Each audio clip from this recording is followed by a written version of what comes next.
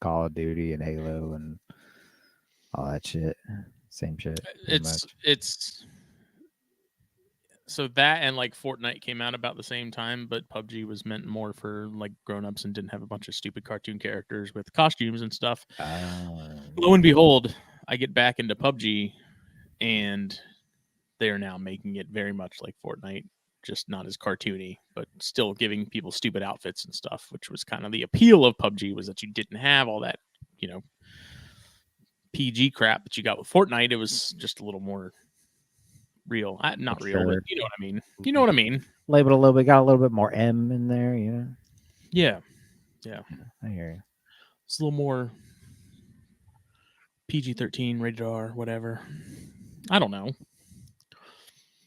Yeah. But it doesn't matter. I don't use all that stuff. See, I'm a strategist, okay? I'm an adult. I dress on there in like earth tones and stuff, so I blend in better. I don't wear like pink, bright pink outfits and stupid masks and stuff. It's called strategy. If I were against Predator in that game, I think I'd win. Well, I mean, at least there's that, buddy. But hey, here we are. Yeah, finally. Fuck. THP 208. I know we only missed like a week, but I feel like it's been so long. I know, man. It's I think everything's just been hectic, a lot going on for everybody. Yep. Green Bay's been out here winning games, yeah. So whatever. How's Aaron Rodgers doing? He does not play for the Packers, and he is got injured for the Jets on the very first play of the very first game. And well, not the first play, the first pass of the very first game. And he was out for the season. So that's how he's doing. We have moved on though. We found yet another great quarterback. I mean, not being super big into football and stuff, it always does kind of strike me as sort of funny how someone will get drafted and everyone's like super psyched about it, but the moment they get hurt or they start to suck, everyone jumps ship, and they're like, take him out back and put him out of his misery, put him out to pasture.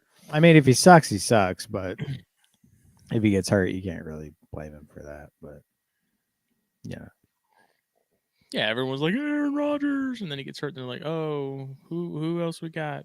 Oh no, the Jets fans are still very excited about Aaron Rodgers. They're just mad that he got hurt. So, dude tore his Achilles, dude. I think I remember seeing the video of that, dude. Yeah, dude, you could see it like pull, and it was. I'd retire. I'd be like, dude, I can't have this happen again. Just the thought of it is too traumatizing. Yeah, I'm not. Hell no. No, not happening. That would suck. But what's up to Ivory Caliber Co. and his Robert? name is Adam. Adam, I'm sorry. I don't know. What? I'm kidding. What's up, Robert? Adam, you need to message me. I see you in the chat all the time, and I don't know you, so hit me up, dude. Me and him talk all the time. Gotta be homies. You're just not cool enough. Oh. I see a corn snake in there, so I see why. Was that an insult? No.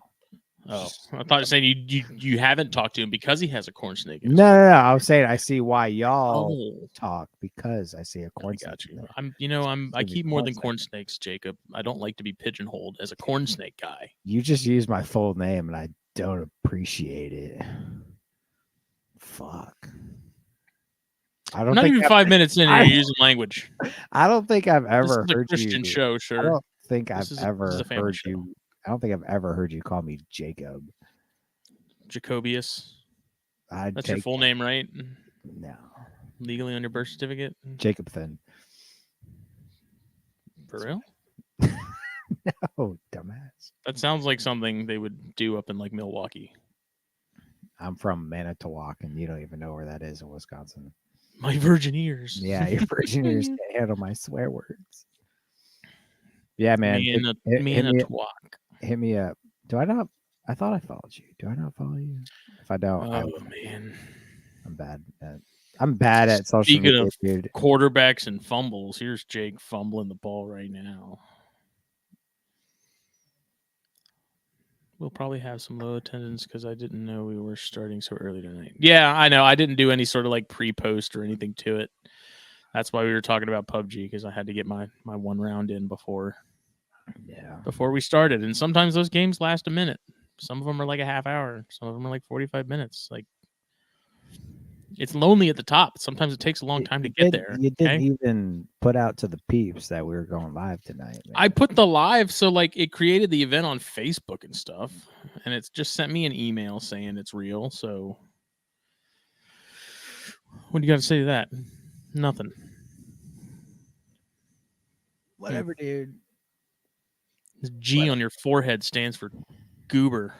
Goober stands for the greatest team in the NFL. Stands for Ganyasoma.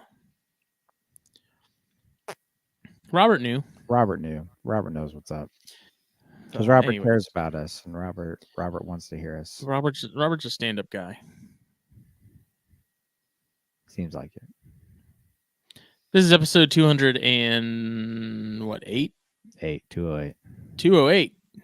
THP. Green trees. There we go. Lisa knows. Look, Michael Gillen's here. Good evening, sir, Michael. This episode, as always, is brought to you by BlackBoxCages.com. You can see a little AR-55 action in the back there with Jake, and I see some cages.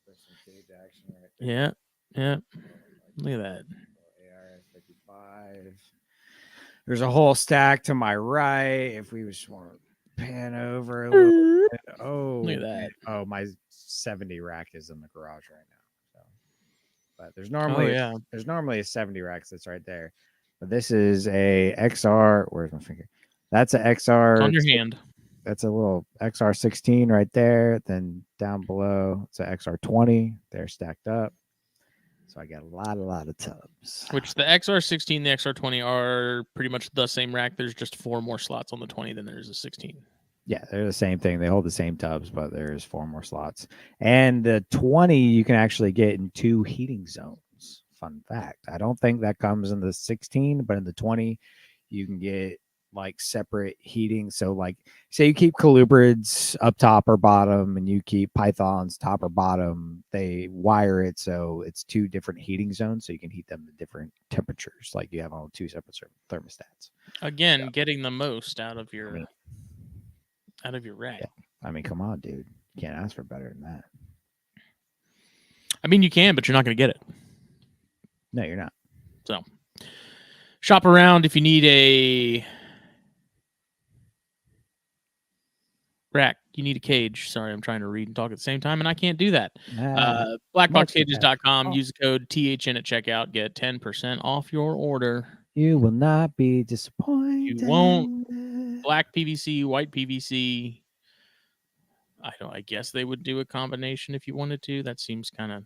They do. I believe they do the Oreo looking ones, which are actually kind of cool if you're into that. Yeah. If you're into that, I like white personally. It's really grown on me. I have too. I'm converted to white. Yeah.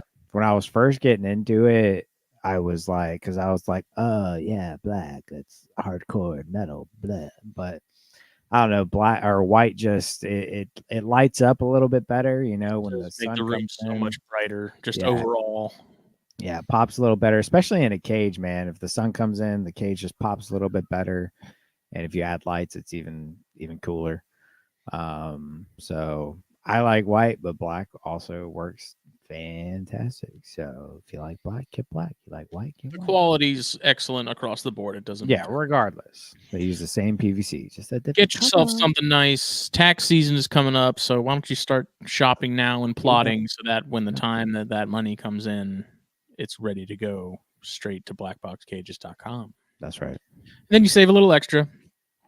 And you hop over to Steve Snaketuary, grab the whole lineup of Venom hot sauce. Yeah, we love it. With that 10% off you save from BlackBox by using code THN. That's right. Use that money you saved and go spend it on some Steve Snaketuary hot sauce. It's great. Mm-hmm. It is good. Cottonmouth sauce is where it's at. If you don't even get the whole set, and if you said Jakey, I need one bottle. I don't know which one to get. We'd say Cottonmouth. Cottonmouth. 100%. All day, baby. It's so good. You can put it on anything. That's You can right. put any of it on anything. Put it on my my Cinnamon Toast Crunch in the mornings. It's fantastic. That's disgusting. But the cinnamon gives a little zing. You know? Yeah. You like hot sauce when the roof of your mouth is just That's right. fucked. It sort of exfoliates it so that the pores are ready.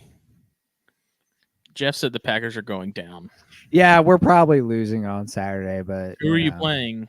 Playing the Niners, and they're ranked they're the first seed in the playoffs. So we're probably gonna lose, and I'm okay to admit that because the fact that we beat the ever loving snot out of the Cowboys just fills my heart with so much joy. It's hilarious. We've won more playoff games in Dallas than Dallas has. That's right, Tom Brady. Take that. Tom Brady does not play for Dallas, and he doesn't play at all anymore, actually. So. Sports. Do you only know two football players, Tom Brady and Aaron Rodgers? Cam Newton, only because he dresses like an idiot. Cam Newton also does not play football anymore. Oh, that's probably a good thing. Probably. Doesn't matter. FullViewsApparel.com. Use the code THN at checkout as well. Get yourself some shirts. I got some stuff I got to add, like the Natural History Doesn't Care About Your Feelings shirt that I'm currently wearing underneath my hoodie here. I need to add that to the site because every now and then I have a design. I'm like, I don't know how this is, like, if people are going to actually want to buy this or not. And so I'll do a post or like a poll on the Instagram story and ask, like, should I add this to the site? Yes or no? And not a single person between Facebook and Instagram said, no, don't add it. So I'm going to add that. I got an idea for some other designs in my head that I didn't have time to work on tonight that I plan to. And then I got some more mugs in. So I'm going to get mugs back on the website because I sold the last Splendida mug recently, just the other day. So, sir, can you quiet your phone? It's not my phone. I gotta mute this. It's on my laptop. Apple guys, man. Gosh. It's on my laptop. Everything's connected, dude. I'm sorry. That's how they get you. That's how Elon follows your every move. No.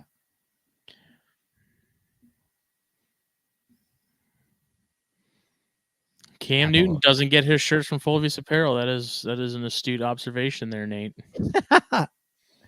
Yeah, something tells me Cam Newton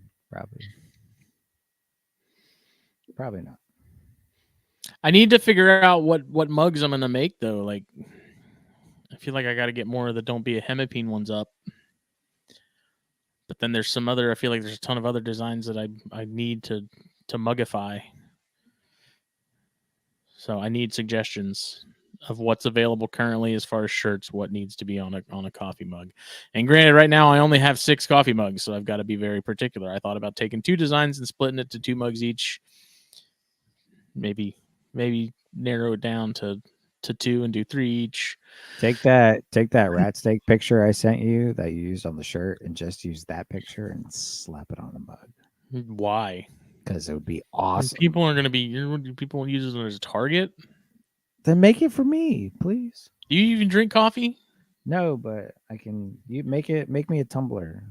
And use that. I need to get a press for those, so I got one, and then the power button didn't work, so we sent it back to Amazon, and then they were like, "We sent you a refund," but they have not sent a refund yet. So now I'm currently trying to figure that out. And what's the difference between putting one on a tumbler and a mug? The mugs, I have a mug press for currently, and if I get a tumbler press, then I can do mugs and tumblers. So like right now, the tumblers that are like 20 ounces and longish, those don't fit in that tumbler in the mug press that I have currently. So that's why. And I got tired of ruining tumblers for no good reason, trying to make it work in the mug press. So that's because it's a mug press, not tumbler press. Well, look, people on YouTube managed to make it work, so I was like, I can do that, and it turns out I cannot. I don't know what I'm doing, but I can't do it. Maybe you should figure it out. I will when I get a mug press. Or not a mug press, a press, a real press. Press, a real press. Whatever. Yes. What's new? Nothing super, nothing really new, man. You know, I think the last time we talked, did I have it? No, I didn't. I don't know. I put stuff in the garage for cold. All the Oh, when you adult, got it, you huh? wanted cold boy, and you got it. Oh yeah, it was I almost got a little too I was thinking cold. about it. I was like, I was like, damn, I ah! wonder what Jake's doing right now because it's like I just 28 degrees I last just let night. him rock out, man. You know, like yesterday, the garage got down to like the high 40s, and I was like, okay, yeah, it's all right, you know. And so I let it go, you know, I let it rock. I've got a heater in there, but the problem is, I put the animals that are in the garage and cooling. I put them in a different area of the garage than I did last year, and the closest plug is also the plug that my freezer is plugged into. So I don't want to put the heater into that one too and overload that a little too much. Thank you, Lance. Go Pat Go. So I don't want to overload that plug too much. So I don't really know what I'm gonna do if I need to use that. But I think I'm just gonna let them rock. You know, the garage steady stays a little colder as long as it doesn't get down to freezing in the garage. I think I'll be all right. Um, so I don't really know.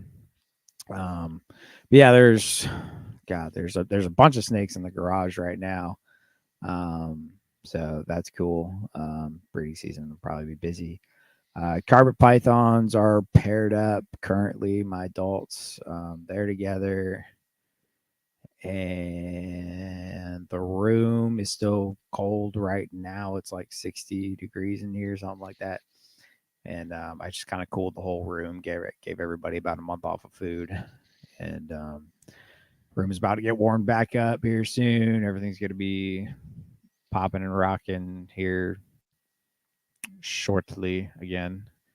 And yeah, other than that, not a whole lot. I am donating. So some of the babies I produced this year, I'm donating several to some nature centers. So I'm pretty excited about that. I got a buddy that works for the Burton 4-H over in Tybee Island, and he's taking a white oak, and then he reached out to some of his other sister Connects. places, yeah, and they're gonna take a few males as well. So that's cool. So that'll be fun. Do they want any hypo corn snakes? Probably not, seeing as they're a nature center. Don't want more corn snakes. This is what to look out for in the wild, and if you Yeah, see it, this is something you're gonna see. This is castagna. oh, But Castani's ain't going anywhere. Okay, let's be real. But yeah, so that's cool. I'm pretty excited about that. I'm going there next weekend. Yeah, next Saturday. Going there and bringing a Tybee's just bunch. a miniature version of Myrtle Beach. Yeah, it's pretty cool. The Tybee Island's pretty dope. So I'm bringing. I think right now they're almost taking all of my spare male white oaks, and then the one spare yellow rat I have. So that'll be cool. You know, I'm not obviously not making anything off of it, but you know, I'm really excited to be able to donate to a nature center. You know, I think it'll be cool and get some babies out of my hair. I'd tell them they could have a corn snake, but I'm afraid SWAT would come and bust their door down. Well, they have so they can't keep anything like native, basically, and that includes all the obsoleta and corn snakes and all that. But the nature centers have a permit for education, and so that's why they can take my stuff. So it works out. What's going on, Adrian? What's that? Have you seen any action on the carpets yet? No, they're just it's cold in here. How long have they been together? A week. Oh, okay. Or so. So I pretty much it was funny. I put the male in, the female immediately came out of her hide. So I was like, I haven't fed her in 2 weeks. Let's, you know. So I sat there and watched her for a while. And dude, I'm not gonna lie, bro. I thought she was gonna fuck him up. That's always my Not gonna lie. I'm always worried about that when I'm putting chondros together at first, is like that initial feeding response, Yeah, really, where I'm like, dude, please don't light him up when I'm coming in, because it's either. yeah, So what the problem is she's hungry, so she's in food mode, and then he's just pissed because I'm dealing like I have him out of his tub anyways, so I like have him trying to bite at anything that moves out of anger, and then I've got her trying to bite anything that moves because she thinks it's food, and so you put them right. together in the tub, and it's just chaos. So, Yeah. So I was a little worried about it, but she checked him out, he checked her out, and now they're just in their warm hide together because I've been keeping it cold in here to also cycle them. But I don't turn the heat off at night because it got a little extra cold. So I left their heat on, and they've both been in that hot hide for the entirety of the week they've been together. So I'm about to warm things up in here a little bit, and see what happens. Really hopeful for baby carpets this year, man. I would love to produce some carpet pythons again. So we'll see. in a minute, buddy, it'll be our year of retribution, because I'm hoping my female chondro's got something going on. That'd actually be pretty dope if we like did the 2 years we actually did it were the same years. What if we're Well, I cursed guess I to guess I where did. we won't produce one or the other unless the other person does too? Well, technically, I did produce carpets again without you producing chondros. That's true. So, because I had them at 19 and 20, then you only had them at 19. So God, it feels like forever ago. it does. It actually was, dude. That was 4 years ago. You know, 5? I guess for you, yeah, Yeah. going on 5. So either way, I'm pretty excited. Albino pines are probably my biggest goal this year. Now that Justin, you shared me a little recipe that Ron Allen told you about. Yeah, I asked Tony about that too when I saw him the other day. Tony Mills. Yeah. Mhm. And he because I was like, hey, what's the when he pairs his, like, are you pairing them pretty immediately after cooling, or are you giving them, and he gives them a little while, but it's pretty standard in terms of like gets, a handful of meals in them and then puts them together, but I don't know. I don't know, dude. I'm gonna feed them once, and 2 days after, I'm gonna let them chill for probably 3 days. Give them a small rat each, and a day or two after that, I'm gonna pop them together and hope for the best. I'm gonna do the same thing for the fork line gophers and see if we can't get 2 pit clutches. What I've been So doing most years is I'll warm them up, and then I give them about a week to kind of adjust to being back in normal temperatures, and then I'll start giving the females food. yeah, Sort of do an assessment, see like who's looking thinner than I'd like them to be, post cooling, and most of the time it's just getting some food in the females and sort of get that cycle going, and then males I'm kind of like, you'll get something here and there, but nothing too crazy. And yeah, and that's what I do with like rat snakes. I'll give them a week to kind of adjust to everything, and then I'll give them a meal and then start pairing. Um, you know, but since you told me about Ron Allen telling you about pairing a lot sooner after cooling, then I'm gonna give that a go. I've even heard some people cool them together, yeah, which I thought about, but I didn't. I don't know. I mean, that's what JT at Silent Hill has done with some of his stuff, and I mean, he had his best season ever without even wanting to have a good season. He was like, I'm not even gonna Yeah, pair that much stuff, and then he cooled everything like together, and he brought everything out, and then like every one of his females went, and he's like, yeah. shit. Oh, fuck. Yeah, no, I don't know. They're just so big, and I just I don't want to. So not that I think it would be an issue, but I brought the entire rack in there, so it's not. It'd be Yeah, one thing you if get your own I was casters, right? You got casters for yours, like the no, dolly? no. Oh, So I did not. But what I did do is, those little like carts that not. It's not even a cart. It's like this. 2x4s with wheels on it. Yeah, pretty Yeah. much. Yeah, with a little carpeted piece on both sides for like cars and stuff, And so I bought one of those, and the V70 rack almost fits on that like perfectly. There's a little bit hanging off of each side, Mm-hmm. so I just take the V70 rack off the toe kick and slide it onto there.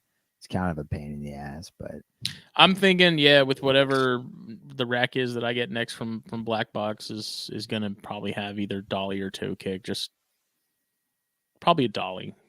yeah, I next black 'Cause box order we get, I might get dollies for everything that I have because good lord. it was nice to, like, when I was rearranging the room and stuff most Yeah. recently, like, to be able to just move the Yeah. V70s and stuff, like, Yeah. without having to drag them and worry about things tipping over and, like, tubs sliding out. And For me, the biggest thing was when I just rearranged everything. Everything's on toe kicks because I'm weird about everything being the same. So the first two racks I got, they were on toe kicks. So I got a toe kick for the XR55. But I wanted to flip flop the XR stack and the XR55 just for just the way it flowed. It would flow a yeah, little bit better if the XR was on the end. But dude, I could not move the XR by myself. dude, that 2 stack of At mine, like, all. I would love to put a toe kick under that, but it's like I'm not pulling that top rack off and Yeah, then lifting this other one. Like, I'm not no. pulling a back muscle over, The like, toe kick's great. Like I love the toe kick, but dude, I could not slide it. I couldn't move it. Nothing. Like it was not happening. I was sitting on my butt, like trying to push it with my legs and all this shit. Oh, all this stuff, dude. I'm in here looking like a fucking idiot. I could not get that thing to move. yeah, once those things are filled up and stacked, man, they're like it's gonna take a lot to knock those things over. Like a lot of old racks came with like the attachments to like strap them to a wall stud or something in case, like, bookcases usually have something that come with them that, like, you attach it so that if it ever falls over, it's got like the catch basically. Yeah. You ain't ever gonna need that for these, man. There's got to No. be like a major earthquake to make those things tip over. Yeah. It's intense. But yeah, I would like to get everything on casters just to make these moving easier, especially since I prefer to just take the whole freaking. Yeah, and you don't realize how great they are until you have to rearrange the room, and then you're like, man, I wish I had casters. It's just It goes back to like the whole like I'd rather have it and not need it than need it and not have it type of deal. So I definitely regret not getting casters just to save, $20 or whatever it was. So yeah. definitely agree going with one or the other though. If y'all get from Black Box, definitely get casters or a toe kick. It's good. Yeah, and see, I don't have that on my XR stack, and the very bottom two tubs are definitely a little stiffer to pull out, but Yeah. it's because I'm on carpet, so there is like a recession almost, like it sinks into the carpet some. Yeah, like it So almost not it warps it ever so slightly, yeah, You're supposed to have it on a hard surface if you're on carpet. if I had it on a toe kick, those bottom tubs would come out just as easily as Yeah. everything else does. So. Yeah, my bottom tubs are no different from any of the other ones, so it's pretty great. But anyways, so anything new on your end? You pairing stuff up? I know you pulled stuff out of some stuff out Pulled stuff out of cooling, and then I'd had a couple pairs of corns, and I was like, let's see if anything happens. We'll try them early, and kind of put them together, and kept an eye on them to see if there was any noticeable interest, and there really wasn't. So, it's whatever. I pulled them, and we had the Corn Stars draft recently, a couple episodes back. Was that last week? the Corn No, Stars episode was last week, yeah. was it? Yeah. Oh, well, How those do are I know fun. this and you don't? I really enjoy doing that episode and that show each year. It's a lot of fun. But the problem is you have your best friends in your ear going, dude, do it. Put these together. Put these together. Do it. So here's what this is. This is real talk time. Okay. I'm putting some of these corns together. The honey pair that we were talking about in that episode, and that anery to the Beaufort County male that we were talking about. And I just kind of stopped and thought to myself, like, what are you doing? Right. You don't need to be producing more corns right now. And so I was kind of like stopped, and I pulled the snakes and separated them. And I don't know, man. I was just like, this is like, as much as I want to pair these, and I'm still gonna pair the Pied Blood Reds. I'm still probably gonna pair the Ladies Island stuff. Like, those two pairs are definitely what's happening. But I'm thinking on the corn front, I'm forcing myself to just keep it to that and not do anything else. Yeah. Now, me saying that and me doing that are two different things, because I just see some pairs and I'm like, those would be cool. Yeah. So I don't know. I was sitting there and I was like actively putting things together, and then I was just like, what am I doing? Why am I doing this? I don't need more babies. I've still got a lot of babies from last year. Right. And I was just like, this is stupid. What am I doing? So how many pairs are you planning on doing? In corns, just that pied pair and that Ladies Island to the male that I got back from you.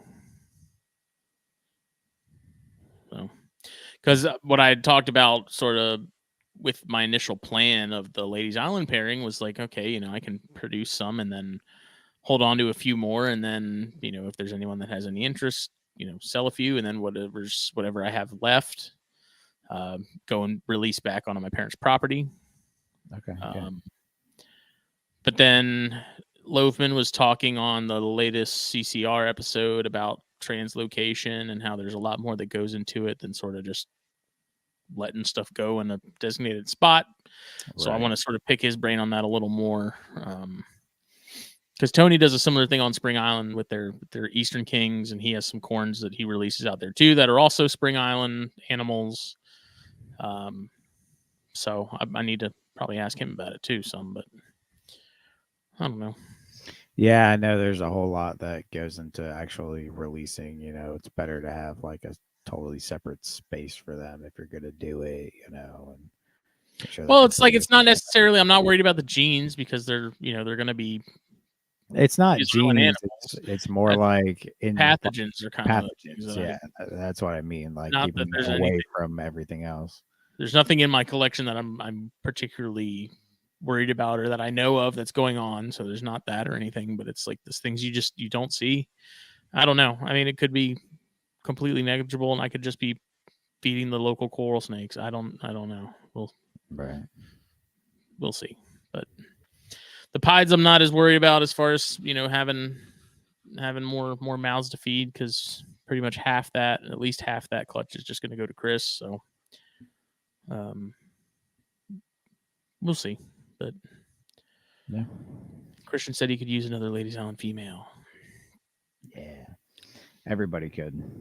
I think. I hope the female I have is actually a female. Me too. I have to see. I don't know if I have any like F1 Ladies Islands, or if everything I have still is Het Ghost.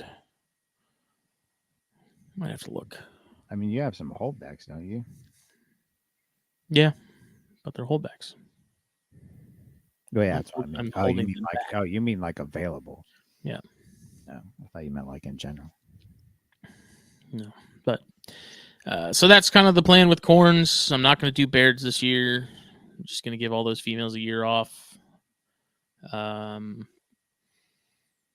sure if I'm going to do the Persimmon this year or not, because I've talking to Matt. That was kind of the initial plan when he had sent them to me. But then I'm looking at the female and I'm asking him how big like an adult female is. Because you look at pictures online and it's kind of hard to gauge exactly how grown a full grown adult is. Especially these are the Vietnamese localities, so they're supposed to get considerably larger than the others.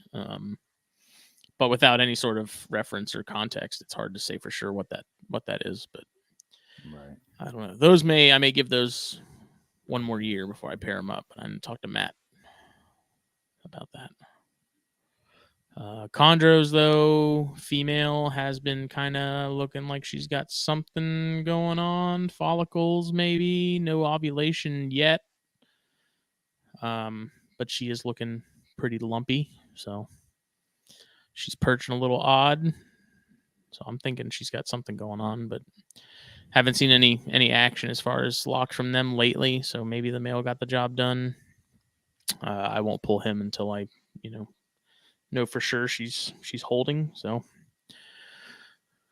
that'll be nice, because that's also a factor in thinking about pairing this year and stuff. It's like, if I'm gonna have baby chondros, that's gonna take up considerably more time than other stuff will. Just getting them going. And then it's like, so do I really want more corn snake babies on top of chondro babies, on top of anything else that maybe goes as far as the percentum go? The rhinos, I don't know if I'm going to give that female off a year again. Those babies are still, they're getting easier to start to sort of sell the mice to. Are they all on mice yet? So there's now one that is holding out, and will, if I put a mouse like a pinky in with some rosies, it will eat the rosies and ignore the pinky. But everything else will, if I put like 2 rosies and a pinky in there, all 3 will be eaten. Okay, that's good. So I mean, it's getting to the point now where I can put in 1 rosie and a pinky, and most of them will take that. So we're getting there. And if I put the pinky in there while the rosie's in there and start sort of wiggling around like it's a fish, they'll grab it. So we are making progress there, but again, that on top of chondros, on top of corn snakes, on top of some other stuff, if assuming everything goes, that's a lot. That's a lot of time to be putting into feeding stuff and whatnot. And I mean, the good thing is, if that happens, then I mean, your chondros would probably move pretty quick if you sell the majority of them. So yeah, it's a high demand animal. I hate to put it like that. Oh, it is, but I also it's regret not holding on to more with that first clutch. So. I mean, I'm not saying don't hold on to any. I'm just saying, for like, sure. the ones you want to move will probably move pretty quick. Yeah. So yeah, I don't mean to make it sound like it's about money or anything, because it's not. But it's, as far as moving animals, the concern of having to sit on something longer than yeah, absolutely. Yeah, I get it. I know what you mean. Yeah, it'd be nice if she goes. That'd be cool, man. That'd be really exciting. Cool. Yeah, I'm in the same boat with carpets, dude. Like, I want more. I want baby carpets so bad. Are you gonna do maternal at any point? Probably not. Maybe, I mean, at some point, eventually I'd like to try it. For me, it's more of a I hope this doesn't sound bad, but it's going to be one of those things. If my incubator's full and I get another carpet clutch, then sure. That is the tricky part of, if you're breeding multiple species across multiple sort of groups. Right. You're not going to incubate carpet eggs anywhere close to the same temperature that you're going to incubate rat snake eggs at. Like, those are almost opposite ends of that freaking spectrum. Yeah, and I mean, it's not really. This would be more so if, like, I had several carpet pairings going, because I incubate my rat snake eggs in my closet. Like, I don't put those in the incubator anyways. But it's more so like down the road, if I have several carpet pairings going and my incubator's full, then yeah, fuck it. I might give it a go. And I'm not saying I never would if I have incubator space, but I don't. It's not something that I'm really. I want to experience it just once. Yeah, it's something I'd like to. Maybe it's something I try out, and then I'm like, this seemed to work out so well. I had very little issue. I have more faith in maternal as far as like temperatures being more consistent and stuff, because mom is going to be way more dialed into that stuff than an incubator ever will be. Yeah, for sure. You can't convince me otherwise. I just think it would be so cool to try it out at least once. And again, if it works out better than artificial incubation in terms of like hatch rate, babies seem to be overall healthier. They're bigger, they're just better. Then maybe it's something I try to do consistently. And Of course, assuming the female stays on the clutch and doesn't bail and things that like that. is the general consensus, is like the babies come out bigger, more robust, better food responses, all that stuff. So I definitely see the perks. I couldn't even give you a a valid reason as to why I wouldn't, to be It's honest. scary. It's scary, and like it's more so like I don't want my female off of food that long, because by the time that comes around, like by the time she lays, she's already been off food for, a few months. Hmm. And then to add another 2 months onto it, it's but it also like comes into the argument of like, is that what's better for the female?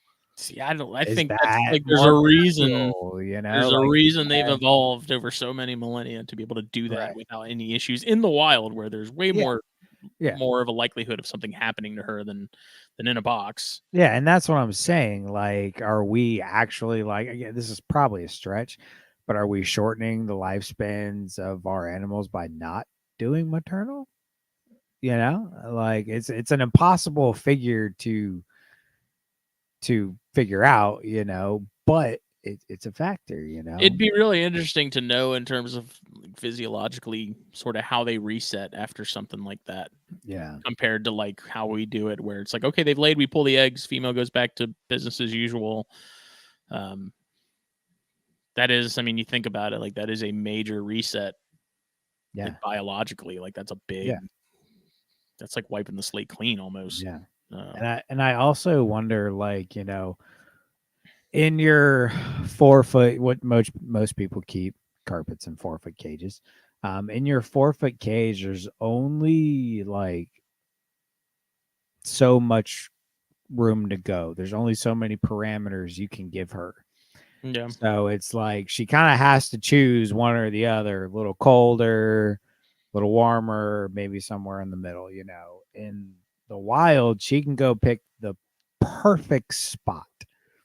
And who are we to know exactly what the perfect spot is to that animal? You know what I right. mean? Like, how do we know this is the money area for her, Just because we put our lay box where we think is best, she may not like it, but she has to because she's in a 4 foot fucking box. Doesn't have any other Yeah, choice. I So, don't know. I mean, there's just they so many factors to it, there and I is. overthink it, They've also adapted to this point. It's like if they were They that have, fragile, absolutely. that's what I have to remind myself with a lot of stuff is like if they were really that fragile, like take a second, step back and look at it from a common sense perspective of like, okay, Condra hasn't eaten in a month. Right, Is it the end of the world? No, these things probably go consider like the same amount of time, if not longer, in the wild. And right. that's even after they're expending way more energy going up and down a tree, you know, from dusk till dawn, waiting for hours in the same position, not moving for something to come by, and they, more often than not, they get nothing for it. So it's baby them, don't baby them to death kind of thing. Yeah, They're tough. There's a reason they're still around. yeah, for sure, for sure. But I don't know. There's so many factors into it, because I also take like UVB exposure into it. Like I don't have UVB on my carpets. I probably should, but I don't. And it's stuff like that where I'm like, does that help with their incubation period? Does it help with the recovery period? It's just like there's so many little things that I probably overthink when it comes to it, that I'm like, yeah, I have an incubator, so I'm just, you know, Yeah, whenever I um, get this pair set up in something sort of more permanent, that female in particular and stuff, I would like to get UV in there and have it on a yeah, timer so that it's only on for, you know, 3 or 4 hours a day. Uh, that's something that I am gonna change over with all my carpets, especially is in their cages. I have a perfect bulb for like it's a really low wattage basking bulb, but actually gets very hot. That puts off UVA rays. So that's going to be a thing that I add for the carpets is night drops every night, regardless of the season, and have a light bulb on a timer for, 8, 12 hours a day, Mm-hmm. whatever, and have an actual hotspot that's putting out UVA, have UVB on for 3 or 4 hours a day, then an LED that's on, for night and day.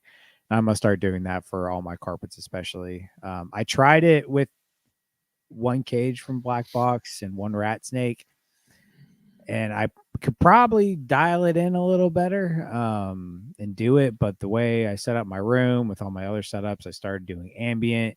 Then it got way too hot in that enclosure with the heat bulb in it. So I just kind of, ditched that. I do UVB and LEDs now for them. I don't do the whole basking area with rat snakes. But for carpets, I really think it would benefit a lot for them. So, because the whole and I do that. I do it with my room too. I always let my room get cooler at night. Not a ton, but I let it drop at night, and I am starting to get on the train of that is important of having some type of night drop every night because it's natural. It's never, yeah, it's not going to be straight 80 degrees 24/7, where they're from. So sometimes I let it get 82, 84 during the day, then, 79, 78, 77, at night. And, just I let it fluctuate, man. I kind of let the outside, help. I usually leave my heater on one setting, and whatever the outside makes my room from there is what I let it be. And that's been working really well for me, keeping everything from Pituophis to hognoses in that setup with no external heat, and everything's doing really well. So this little hognose I got at work has been, that dude won't eat. Really? Yeah. I can't tell if it's just because overall it's cooler at work. He has a heat pad and stuff, so he has access to heat. But I've offered him a couple things, and he's just no interest in them. But he's cruising constantly. Have you left it and drop fed? Yeah, a couple things. I probably just need to start really small and go up from there because I think some of the stuff I was giving him was probably a little bigger than he was wanting. So if he's cruising, do small and then leave it in a corner. So he'll run into it while he's going. Leave it in a corner, and then if he still doesn't eat, get some pink salmon juice. Well, he was eating. So before he was brought to us, I was told he was eating pinkies on the regular, and it's an adult male hog. Yeah. So I was like, I'm not gonna give him pinkies. Too big for that. I'll have to give him 4 of them. It's a Western, Daryl. It's a normal Western. Wilson is his name. Wilson. Yeah, because he got left behind. So I don't know if I told the story or not, but basically, my coworker's son worked at an apartment complex down in Florida. And I guess in one of these apartments, someone either got evicted or they just decided to up and leave. They just left all their stuff and just left. Maybe they got murdered. Who knows? So they left this hognose in the tank and everything. And her son took it because he's like, oh, I've always wanted a snake, have it. After a while, he realized he's terrified of it because it does the hog thing of huff and puff and hiss and false strike and stuff like that. And he then told my coworker, can you ask Justin if he'll take this because I'm scared of it. And so she brought it, and I was like, I don't have anywhere to put a tank at home. I'm not doing this. Let's keep him here. Office snake, and that's what he has become. Put a little kazoo in there for a. We have these giant ones. Yeah, so I say it's a perfect. It would be a good hide. Come on, man. He'd fit in that, no problem. He's freaking sick. But he's just a normal. I don't know if he has any hets or anything. Honestly, I couldn't. If he did, if there was het markers or something, I wouldn't know what they were. But he's an adult male, and he's just cruising all the time. So I can't tell if he's just in girl mode and has no interest in food as a result of that. If the sort of the constant stimulation of us being outside the cage, moving around and stuff is sort of freaking him out. But when you take him out, he's fine. Like he's completely mellow when you handle him. He's not flighty at all. I don't know, but I just remember my male hog that I had a couple of years ago. Like he would refuse food all the time, and it was just one of those things where it's like, okay, I'll offer him something. He's probably not going to take it, and then like once every like 2 or 3 months he'd eat. I'd be like, okay, there we go, and then be the same thing. And after like the third time of doing that, I was like, that's just the way he is. Like I'm not worried about him. He's fine. That's exactly how my first hog nose was. I got a little male, and he ate sometimes. I had him for years. I probably had him for 3 or 4 years. And he was really small, he was tiny, but, he would pretty much eat when he wanted. It was never off tongs. It was always drop fed, cover the cage up. Back then I fed in external tubs because that was the right thing to do. But, he would never eat off tongs, would always cover up his little feeding tub. And it was like I said, it was like sometimes he would probably eat once a month. Yeah. There's a couple times he would eat regularly. He'd eat every week for, a couple weeks. And I was like, all right, cool. He's on, blah, blah, blah. Yeah. And then he's done. It's like, nope, fuck you. I'm done for 2 months. And my males now, they're young, but boy, the complete opposite. Well, of course, I'm telling my coworkers this because they're like, you need to feed him. He's thin. He needs to eat. And he's like, all of a sudden I laughed. I was like, I had no idea I worked with so many snake experts. Yeah. Because they're telling me all the things I need to do. And I'm like, okay. I was like, don't baby him, first of all. I was like, he don't need to be fed constantly. That's how you get it. No babying. That's right. But it's funny how all of them are so, minus the one that her son brought the snake. She's cool with snakes. Every time I get one in, she's like, "Can I hold it? Can I play with it?" I'm like, "Yeah, sure." Oh. Even your stuff, I'm like, "Yeah, go for it." No, I'm kidding.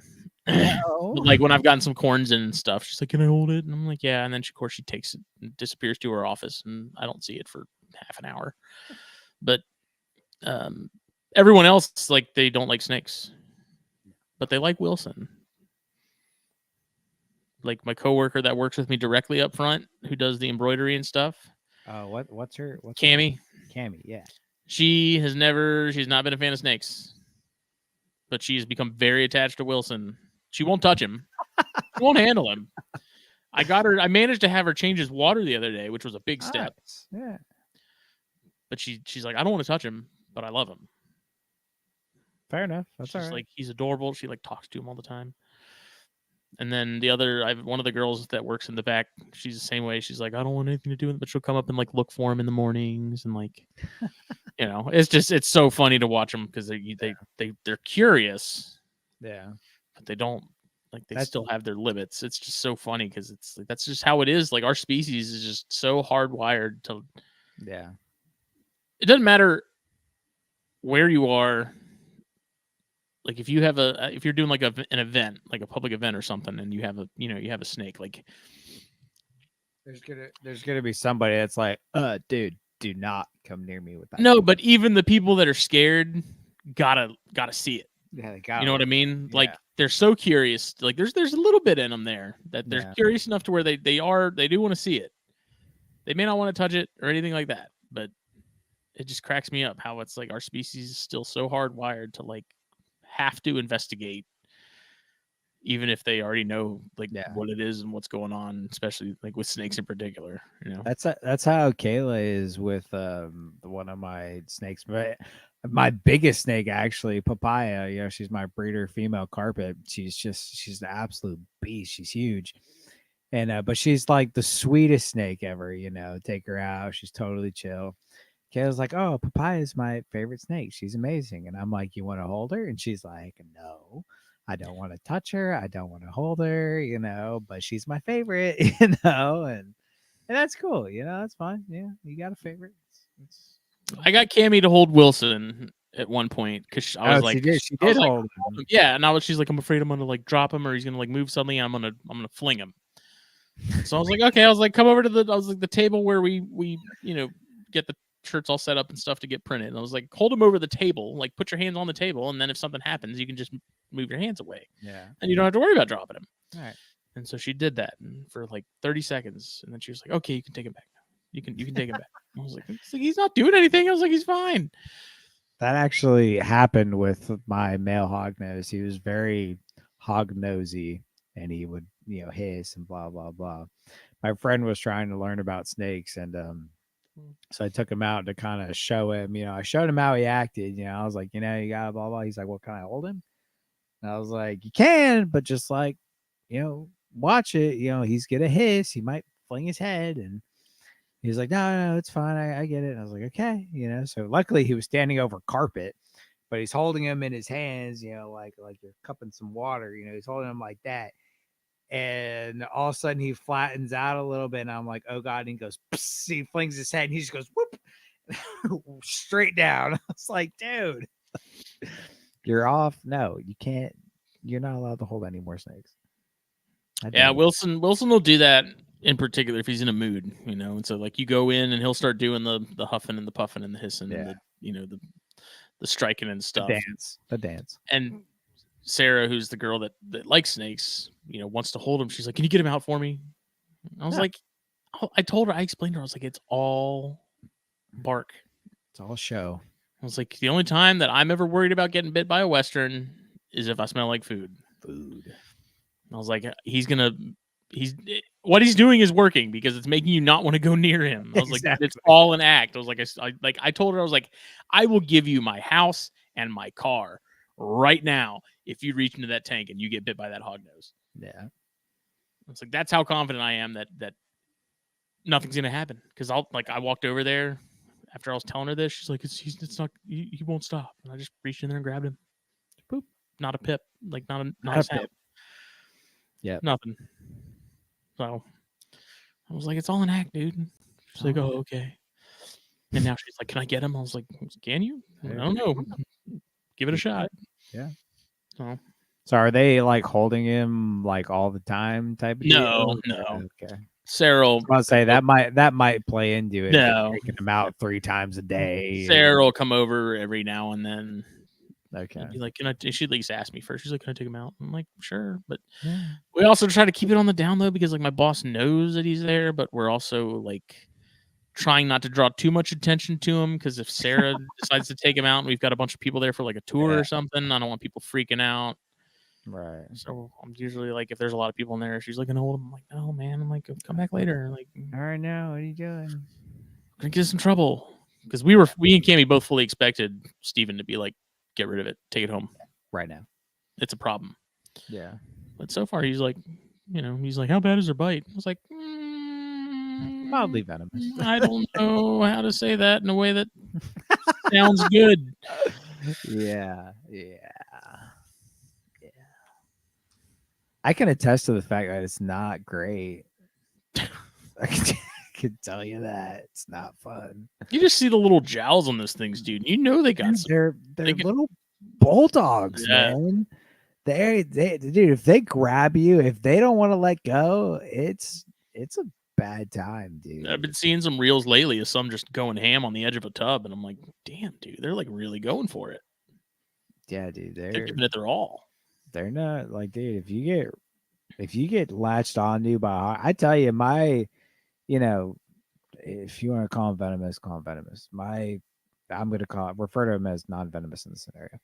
My most painful non-venomous snake bite was from a hognose that was 2 foot long. But you were saying it was like the actual bite itself, like the action of the bite. Yeah, not like the afterwards. It was the actual like holding on to me because this thing wouldn't let go, and it felt like a vice grip on my freaking finger, dude, and it hurt. I'm not gonna lie, that sucker hurt. Afterwards, like, yeah, it was swollen and all that, so my finger was sensitive and all, but like the actual bite itself, dude, it did not feel good. It was not good. Well, I mean, it definitely I took a food response bite from an adult carpet one time, and that wasn't great either. But Mm-hmm. that had like my whole like hand like right here. This one had my finger by the tip, and I'm like, it was not fun. I did How'd not it go enjoy again? it. Oh man. Do you have any plans for the year in terms of things you're wanting to get more of or get into, species wise? I mean, You have anything? Do you have a mental list for Daytona yet? no, no, that's I really don't make a list for Daytona. It's more like I walk around. If I see it and it's something I've been looking for, I'll get it maybe. But If I I'm eyes it, I buys it. yeah, if I'm really at a point where I really don't want to add a lot more stuff. I'm actually thinking about moving on a few things, but yeah, I don't want to move any of it. But the things that are always on the deck aren't new species, like I always yeah, I always want Jani. I'm always on the lookout for North Mexican pines. Those are always a go-to if I got the money and they're available. Um, so those are always a go-to. New localities of yellows, those are always a go. Those are harder to come by. I'm hoping to maybe catch a few come herping season, but we'll I see. was really surprised. I don't think I saw any live ones last year. Really? I saw a couple DORs, but normally, especially with the mouse house, there's usually at least once in the season, maybe twice. I'll find one in the rat barn, Yeah. like hanging out, trying to kind of either successfully scoring a free meal through those holdout like grow out tubs, Yeah. or sitting on top of one of the racks just waiting, trying to figure out how to get in there. But I did not have that happen last year. Come to think of it, I know I had to find a yellow rat last year. There's no way I It did. wasn't Kalawasi, right? Was that the year That before? was that was the year before I found two in Kalawasi, which I still regret not keeping those things, dude, so much. Then the year before, the year Are we allowed to use your work vehicle for herping? That's no, our Trojan horse, man. Come on. I'll use that on my own time, like while I'm at work. I actually keep snake bags in Just my work truck. just tell them I'm there for a Just in ride case. along, Dude, I making thought sure my tax dollars are going to good use. I've thought about it so many times. Cause like, dude, if I pull up in my county truck, bro, like they wave me in. They're just like, boop, boop. Yeah, they don't know I don't get off. Yeah, that's not a security threat at all. Yeah, they don't know I don't get off. Before 5. Like, you know, show up at like 6 o'clock. Be like, yeah, it's an emergency inspection I gotta do. But yeah, Daryl said his worst bite, a full-on anger bite from his 25 to 30-pound raccoon Poncho, dead center of my left thumb where it joins the hand. Oh, fuck that. That sounds horrible. 25 to 30 pounds doesn't sound like much. When you take it in the That's context a of a raccoon, raccoon. that's a big That's raccoon, a dude. big raccoon, dude. I think probably one of the sketchiest things I did is there's this lady that my mom knows, and she's kind of an oddball, and she's super paranoid about snakes, like extremely paranoid about snakes. And so I kind of went through, her yard a couple times, because she swore she saw a snake in her yard. So I looked around, beep bopped in there, whatever. And she asked me to go through her shed. And so I was going through her shed, just kind of picking apart stuff, seeing if anything was in there. And I moved some stuff, and here sits this massive possum. Like it was huge, just sitting there. And I was like, well, what do I do with this? And back then I was young and didn't really care, and pretty much do anything if you dared me to do it. And so I went and found her. I was like, hey, there's a big possum in your You got a weird looking dog in your shed. yeah, there's a big possum in your shed. What do you want me to do with it? That's some sort of euphemism in Alabama, I'm sure. Yeah, right. Hey girl, there's a big possum in your shed. What do you want me to do about it? And she was like, "Well, can you get it out?" And I was like, "I I mean, don't know. We'll I was see. like, I can try." So she gave me this dog crate, right? One of those carry crates for your dog, and Like a big one or like a little one? like a medium size, like it was for a smaller dog, and I said this was a big possum, dude, like full grown.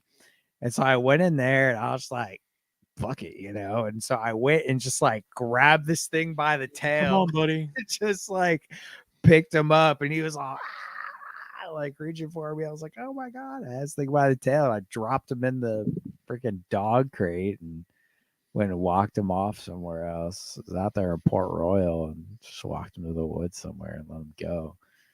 But it's like, yeah, I did that.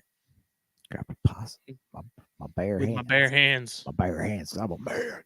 Terrell said, bitch jacked me up, nerve damage for 6 months. Ew. Yeah, raccoons are kind of almost like keeping like those small monkeys and stuff. It's like they're great until they decide that they're not, and then it's when things go south, like they go south. I'd keep a possum before I kept a raccoon. I would for sure. Yeah. Straight up. I don't trust raccoons. Raccoons seem like keeping those would be just be like an ultra destructive cat. Yeah. Like you thought cats like to knock stuff over and cause absolute chaos. Like raccoons would be that, like tenfold. Yeah, for sure. I don't know. Yeah, I don't. Yeah, the coolest thing probably ever. So I ever caught. I was out when I was working at the plantation for my internship for college. We caught, or I trapped a lot of animals. It was mostly for like armadillos and stuff, but I always caught possums, raccoons, shit like that. And I was walking up to this trap and I see an animal in the trap. I'm like, okay, cool, I got something. And it was like I look at it and it's like from afar away, it was like this golden color, and I was like, what the hell is that? Is that a I had no idea what it was. Thought it may have been like a baby fox or something. And I walk up to it, dude, and it's a blonde raccoon. This thing I've was seen some that had kind of a blonder look to them. But I mean, this thing was blonde, like lighter like an than albino. Yeah, like lighter than my hair, but it didn't have like red eyes or anything. It was like it was blonder than my hair, and I looked it up, and sure enough, it's called a blonde raccoon. It's one of the coolest things I've ever seen, like out there, and it was pretty cool, man. I don't know. You see some cool stuff when you're out in the woods. What's on the agenda for herping? Oh, God, Where's man. Where are we gonna hit up some spots? What are we doing? You take me with you? That depends on where you want to go, my friend. I really want to hit up that little spot out on the way to Edisto in Jacksonboro. Oh yeah, like locally, it's on like Donkey Kong, my friend. We're going ham locally, that's for sure. We're going to. I have a new spot out in Ridgeland area that I think is really juicy. I've only checked it out once, but it was towards the end of the season. But there's a lot of longleaf pines, natural habitat, public. It's like a WMA type deal. So I really want to check that out more. There's a lot of land to cover.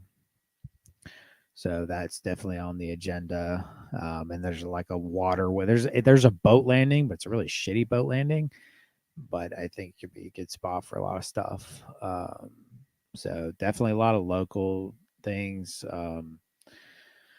Definitely Florida, a couple times. I'm already planning a South Florida trip, and hopefully June, maybe.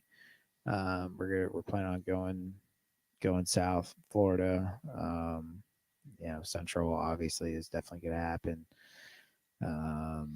We got the Francis Marion Earth trip Day planned. trip. Yeah, planned in April. I am looking forward to that. That was a lot of fun going up to Augusta. Yeah, you better not leave early this time. Not Augusta. Bitch. What was it? Athens. Yeah. You better not leave early this time, you loser. Well, it's different because it's not, 4 hour drive. Not a 4.5 hour drive. Yeah. That was a drive, dude. I left at like God, I think I left at like 5 in the morning for that because I couldn't get there the day before when you got there, so I got there a day late. Yeah, so And you're giving me a hard time about leaving early when I showed up on time. yeah, well, I didn't know about it until like a week before, so it was a little different for me, and I still went. Loser. And And no, like I anyway, left because I was like doing the math, and I was like, man, I really don't want to be rolling in to town at like 9 at night. oh, were you leaving that day anyways? I think so. Oh, I thought you just decided to leave a day early. No, it was like I wanted to get back home at a reasonable hour. I see. Well, never That's how you know you're getting old. When you're like, man, I really don't want to be getting home at like 8. mind. Yeah. So that's yeah, I'm really looking forward to that. I definitely want to hit Hunt Club in prime time this year, and I want to explore Hunt Club a little bit more. So there's a lot of public roads you can go through back there. I've got my little circle, route through there, but I feel like if we get more into it and search some roads like deeper into the woods, Mm-hmm. it might produce a little bit more. So I definitely want to explore that a bit. But yeah, I also want to hit up that spot up towards like that spot in between here and Charleston that you hit up. Yeah, yeah. I definitely want to go there a little bit more. Um, there's I want to check that out. And then there's what's it I called? just don't know what the best time to go to that spot would be. Like, I definitely want to get there earlier in the day than sort of the time we were there. Best time of year is early. Like you want to go in spring, as Well, soon yeah, as it starts but warming up. I But definitely that'd be one of those things where it's like I want to wake up at like because it'd probably be like what an hour drive, yeah, give or take, yeah. without traffic. Maybe not that long, but uh, There's not much traffic there's between here not. and But there, dude. it'd just be to get out there and get there nice and early enough to where you can catch things sort of Yeah. at sunrise when things are starting to kind of come out and whatnot. That'd be good. That'd be If good I time. had it if I had it my way, what we would do is go out there early morning, spend a few hours out there, and then go, dick around during lunchtime or whatever, and then hang around and then stay there and do some evening looking like a little about good Mm-hmm. 2 hours before the sun goes down, and then start looking some more.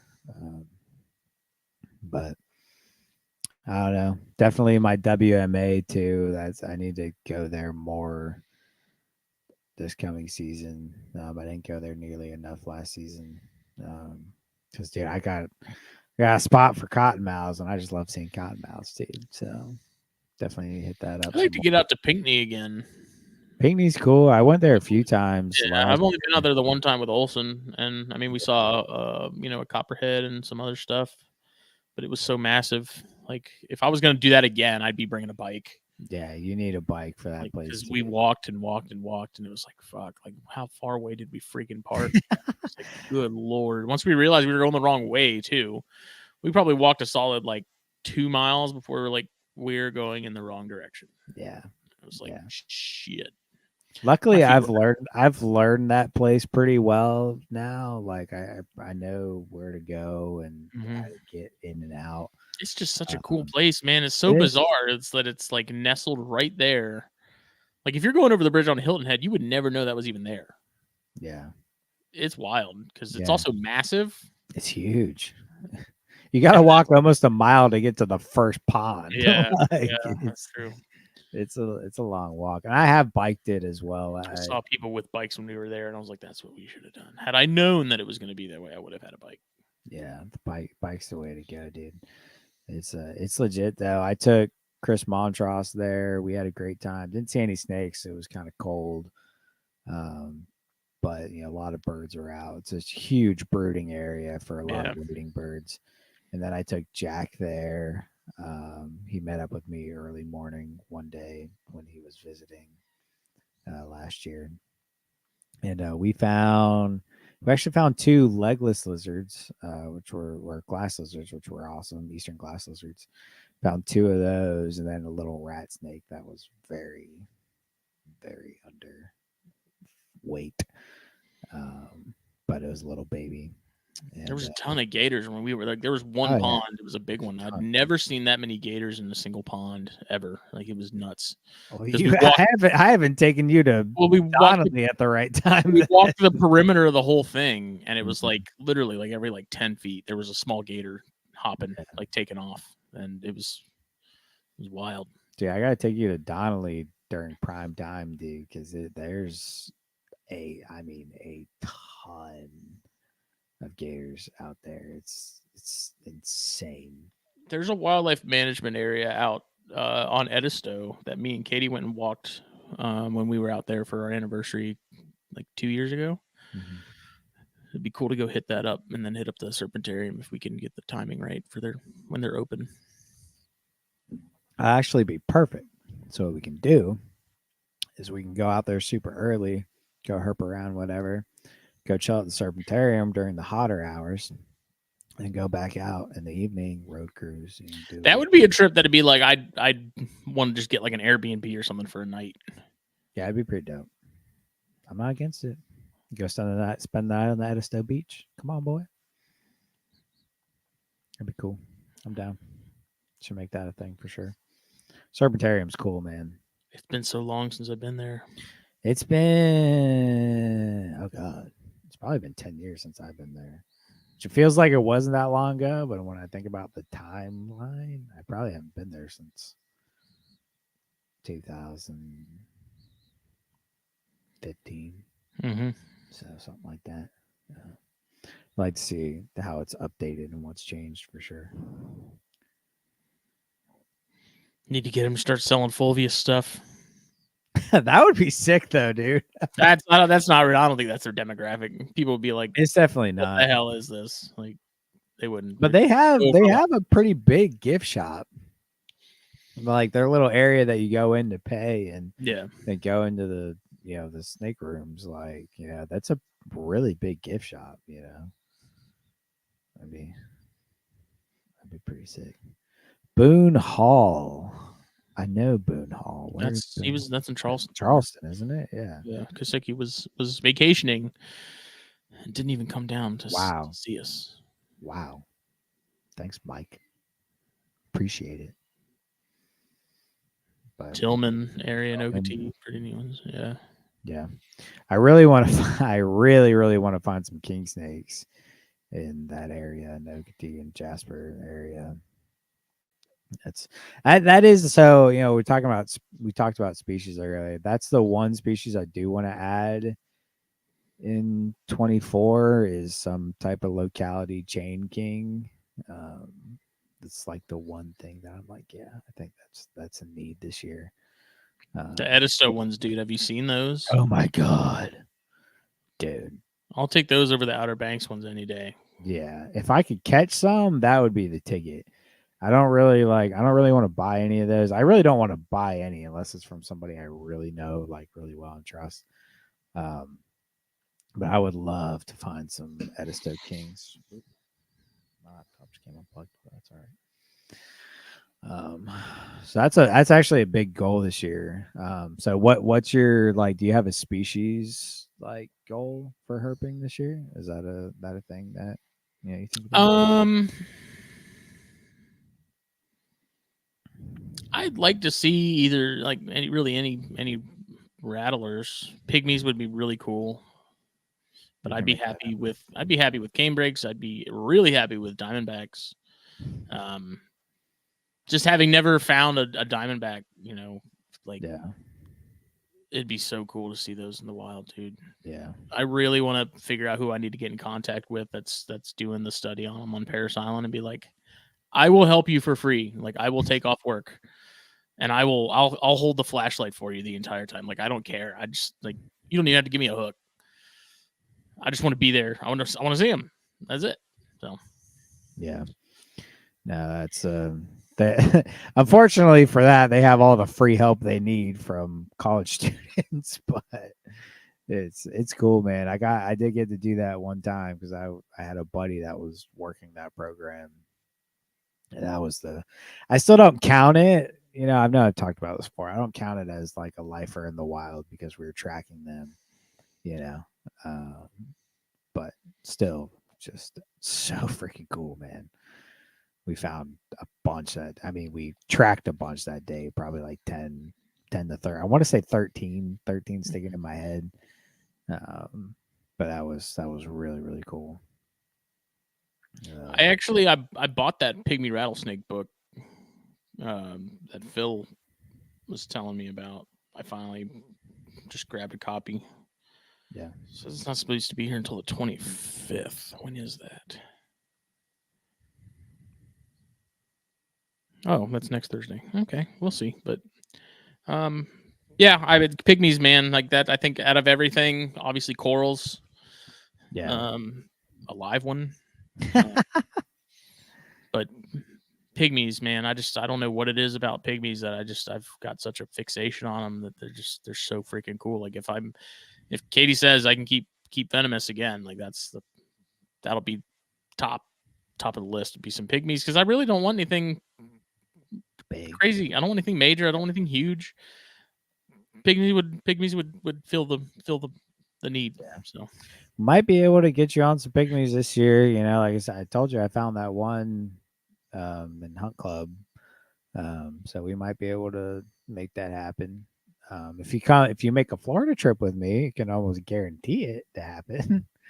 So yeah, no, like as far as herping goes, man, for sure. If I could find if we could get down to Harry's for like a weekend, man, like where he's at, oh, I think dude. is like one of the best spots. Just in Florida, he's just in like the trifecta where everything sort of is. Yeah. You know? Dude, the Apalachicola National Forest is it's a different beast. And if we plan it right, that could be one of the best trips like ever. What would Like planning it right be though? as soon as spring hits. I'm talking like, obviously talk to Harry, he'll know better. But in my opinion, like as soon as you start getting those 80-degree days, regularly before it gets too hot, but it doesn't get too cold. Yeah.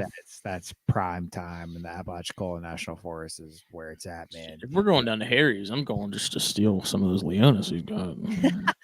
You're gonna be missing some of those. But don't you dare bring a hook into the national forest, baby. Don't even don't even think about it. That is no go. When I did, because I did a trip down there years and years ago. I think it was 2018. I went down there for a weekend. It was when I ended up in the Tallahassee hospital. It was great. Kidney stones. But we found. I bet you we found in a weekend. We probably found 30 pygmies. I mean, it was insane. Almost to the point we get out, see it's a pygmy, and be like, "All right, back on the truck." Like it was nuts, dude.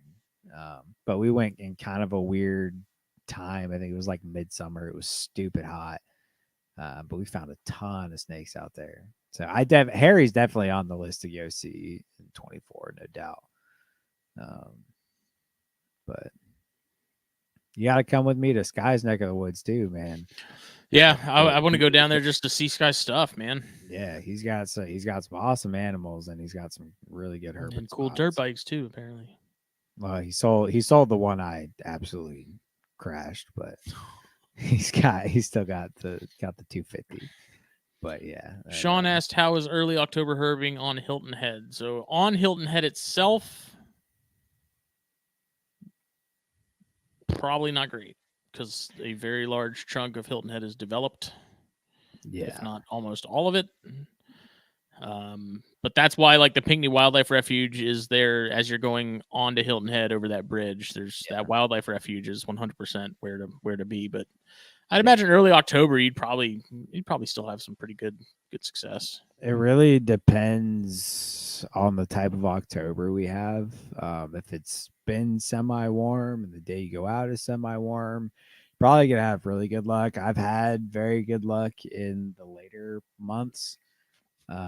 It like I said, it all just depends, Like I've those later months can be hit or miss because you'll have weeks to where it's 70 degrees, 80 degrees during the day and it's perfect, it's prime time, but the one you go out there on the wrong weekend, it's 50 degrees and cold and it's not great. So it really just depends. It can be very good though, in the general area. And if you're in Hilton Head and it happens to be warm, hit us up and might be able to do some Buford stuff. The only spot I really have near Hilton Head is Pygmy Colony, but we got some.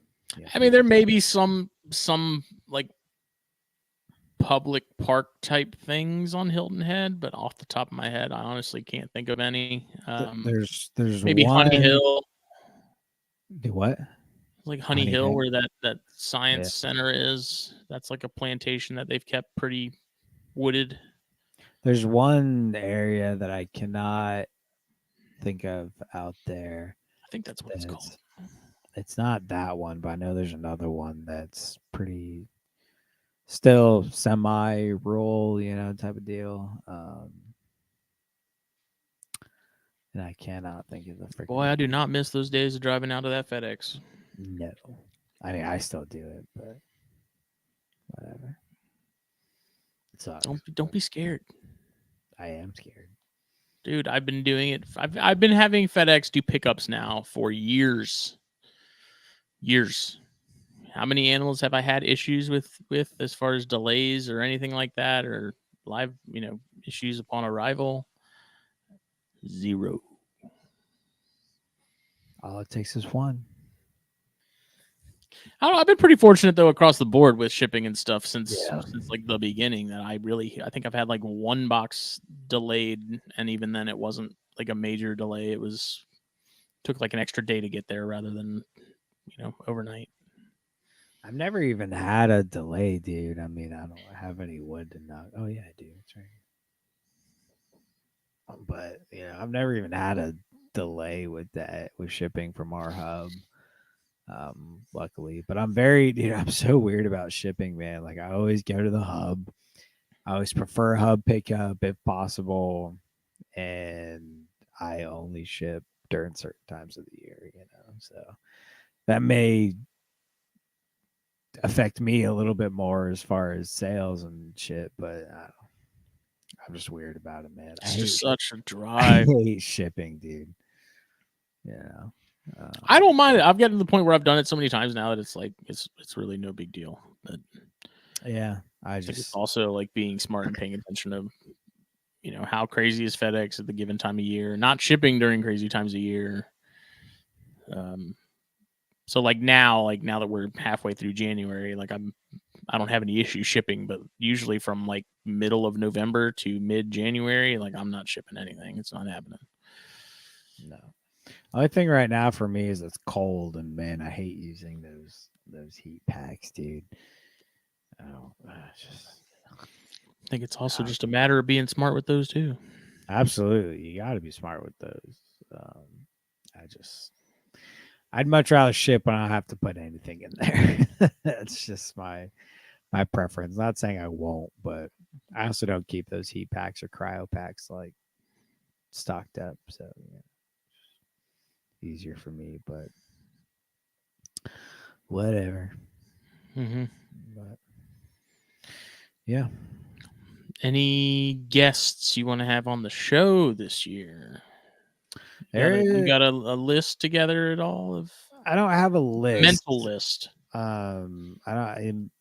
One of my Chris Cheesehead all the way. But the one guy I'm trying to get on as soon as possible is John Lohman. He's Palm Beach Colubrids. I really want to get him at Daytona. Yeah, a really cool guy. Definitely want to get him on soon, as soon as he's available. And that's other than that, I really haven't created much of a list, to be honest. Haven't put a whole lot of thought into it, to be honest. So, but he's definitely on the docket as soon as he's available. What about you? Got anybody in mind? So Chris and I really, really, really, really want to see if we can pin down Trumbauer for Cornstar's show. Okay. Because I am very anxious to talk to him just about the Hunt Club and like the heyday of the Hunt Club, and that, of all the things. I mean, granted, I feel like you could do 10 episodes with him and probably still not cover all, nearly enough. But if there was one thing where it's like, okay, I have 2 hours to talk to Craig, like I'm gonna talk to him about Hunt Club because I'm just curious. Like I want to know what it was like back in the day, And I think Howie Sherman. I know Chris wants to get him on at some point. What about on here, Smitty? On here, come on, man! I would love to get Howie Sherman on here too, and Craig Trumbauer. I would love both of those guests. Is that Jake from State Farm? Yes, Jake from Snake Farm. We should have Montross on again. Absolutely, I'm always down for that. Need to get Montross on again. That's a most definite. Anybody who's listening, check out his episode with Calibra Corruption. Any episode, Joey D is dope as hell. So I am planning ChondroCast episodes. Not like hard dates yet, but I've already started talking to some people. It's sort of lining some things up a little bit where it's like, hey, I want to make this happen sometime in the next month. All of a sudden, you're trying to breed chondros, and then you care about chondros again. Want to start out the pod. There was a lot of people that were glad it was back. So I got messages from people that were like, please bring it back because what we have currently is just not it. So I felt obligated. I felt a duty to resurrect it. Yeah. I don't know. Not bad. You can get ChondroCast shirts on FlovySapiro.com right now. I did a new logo, made a new design and everything. Updated it. Oh, yeah. Mm-hmm. Oh, so you can do a new logo for the ChondroCast, but you can't do it. It was using the same... Look, I'm not even going to explain it to you. It's not the same. Well, actually, I do want to pick your brain once we end this and see if you can... Is that getting announced at any point? That's the last thing we're waiting on is the logo, and I'm trying to figure out what we're doing for that. But okay. Jake's cooking something up. We're cooking something, and it ain't meth. It's definitely not that. But it's gonna be snake meth because you could be addicted. Blech.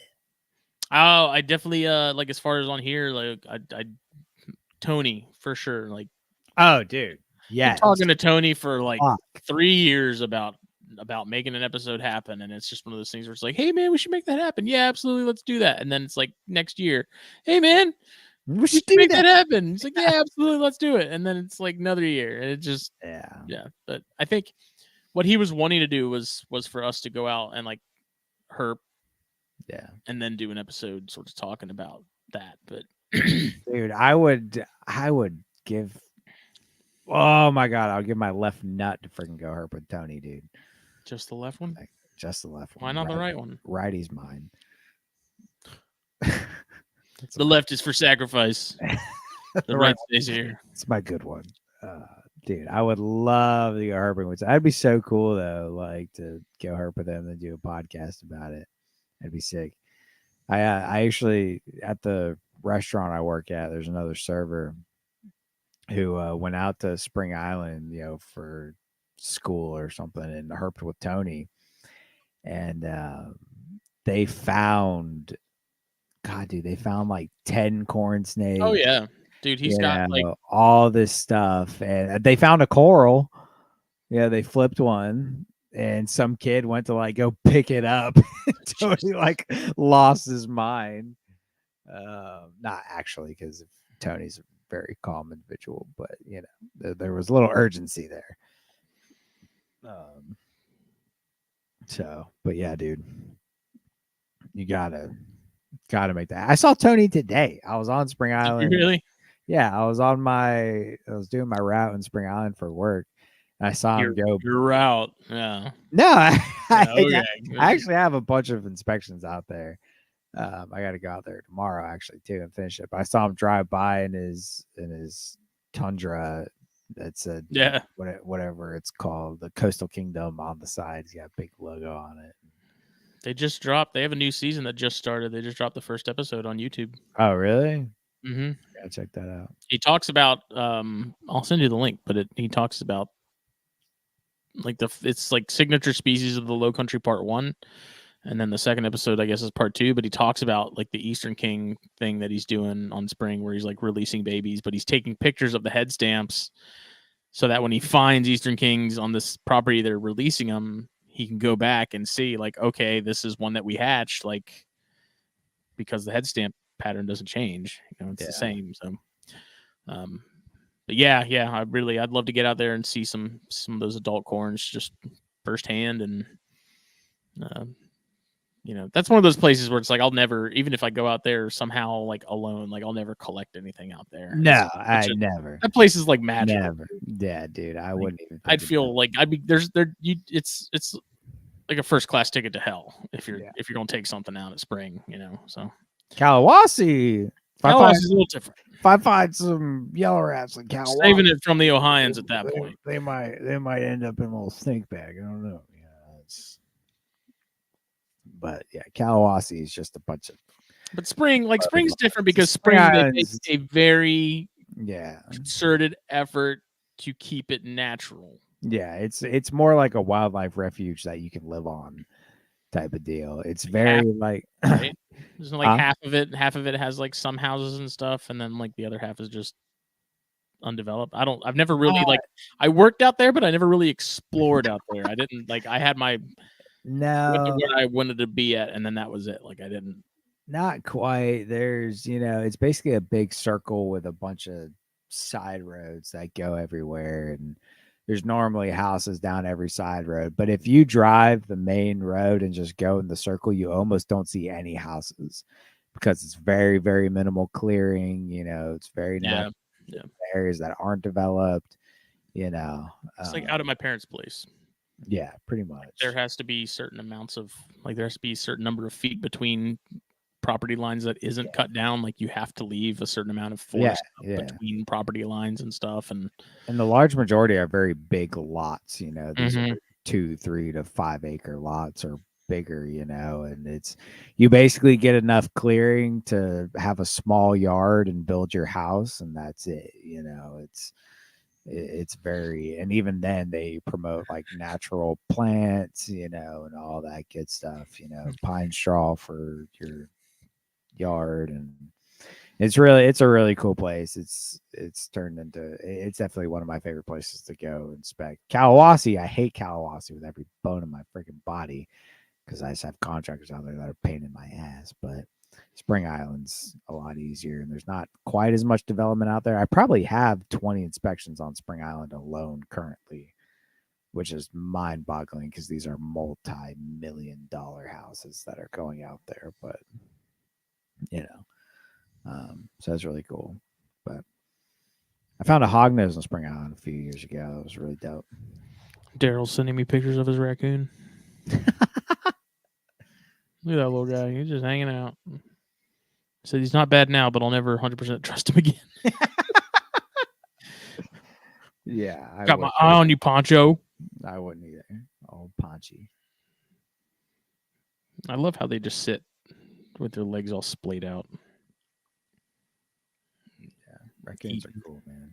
I don't trust them. But yeah. So Tony for sure.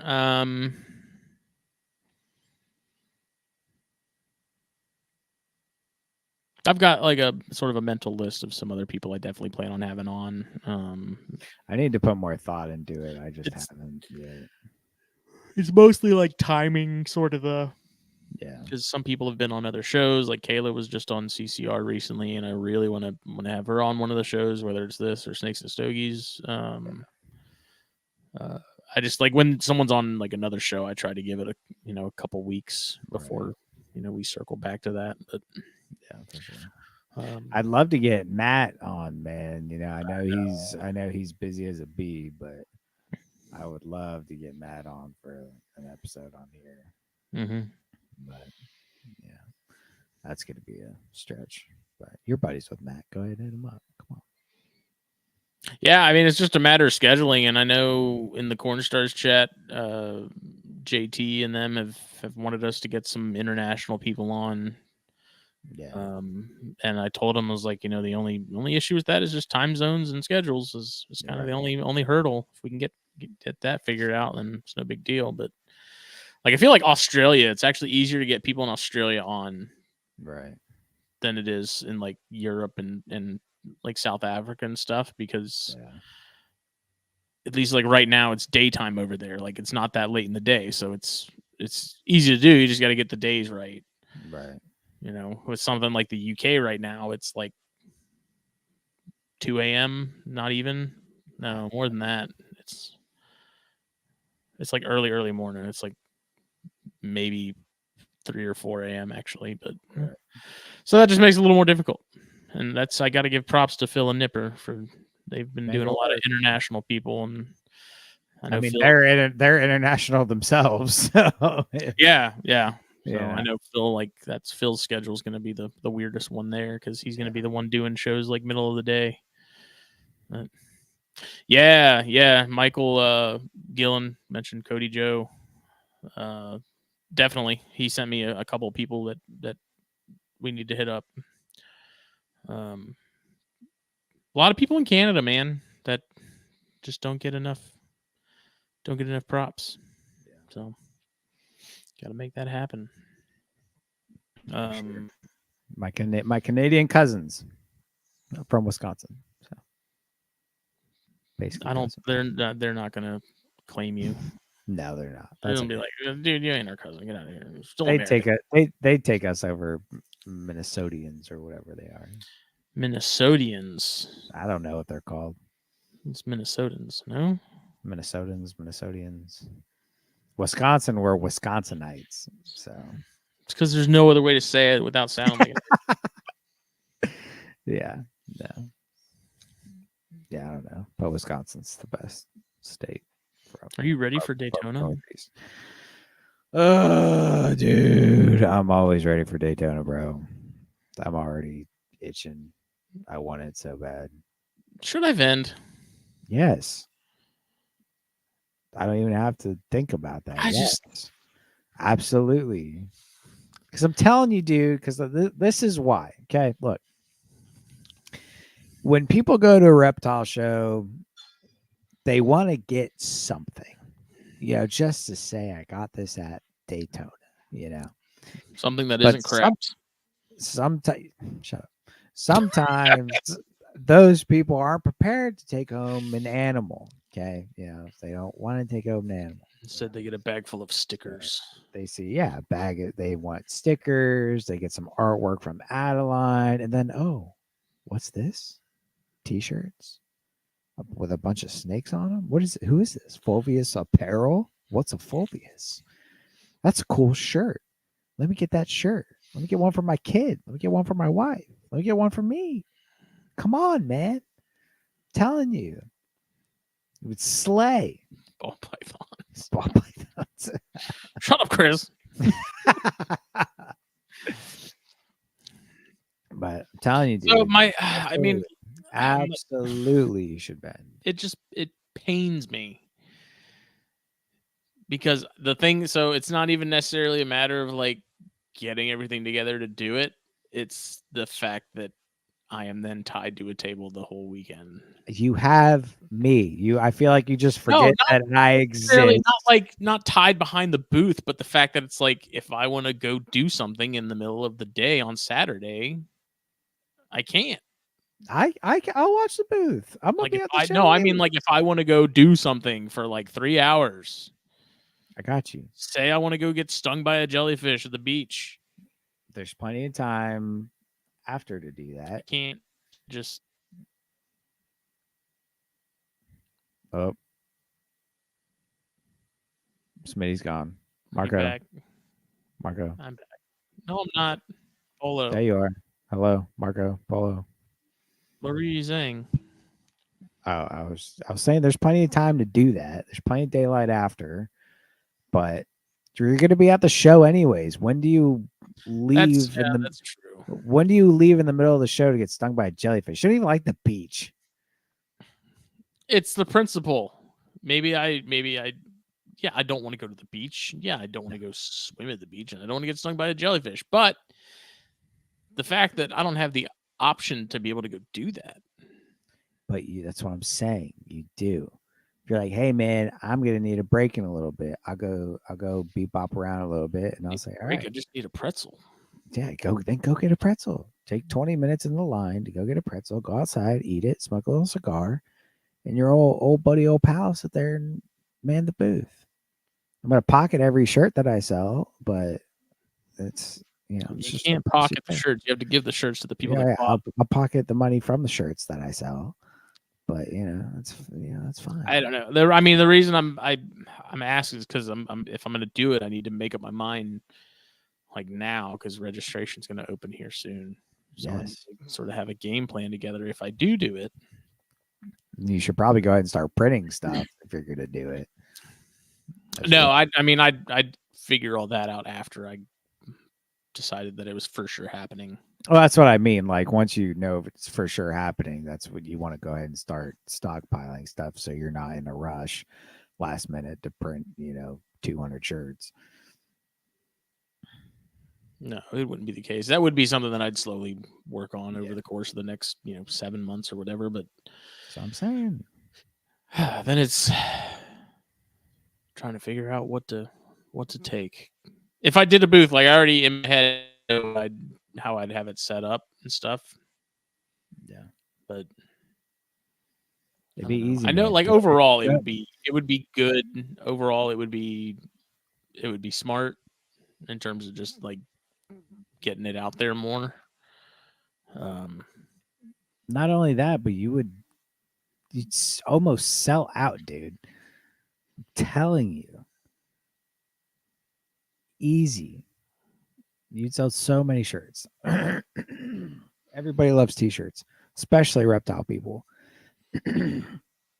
So you go on Fulvius and see which shirts have sold the most, or you might already know what shirts have been the most popular. Bring a bulk of those, bring some extras, have pick out 6 designs, even 4 or 5 that you want to bring and just bring a pile of those. It's not that simple. It is that simple. You're making it more difficult. No, it's not. Let me explain to you. Please explain this to me. Ball python and crested gecko shirts. Okay. Sell like hotcakes. I'm gonna bring you a freaking Creed shirt if you keep it up. Oh my god. So you have a design, right? Yeah. It's your bestseller. Mm-hmm. It comes in like 3 colors. Yeah. But you have sizes small to like 5X. Split that up evenly. Good luck. You don't have to split it evenly. In my brain, I do. Well, stop. So the name of the game is... I'm the only one watching. Someone has to mess with you. Yeah, it's fair. You might be the only one watching on Facebook. I feel like there might probably because who watches on Facebook anymore? Chris is watching from the old folks' home on Facebook, guys. Don't do my boy like that. Don't do my boy like that. But no, you need to. What I was going to say. Thanks a bunch, Montrose. You need to bring.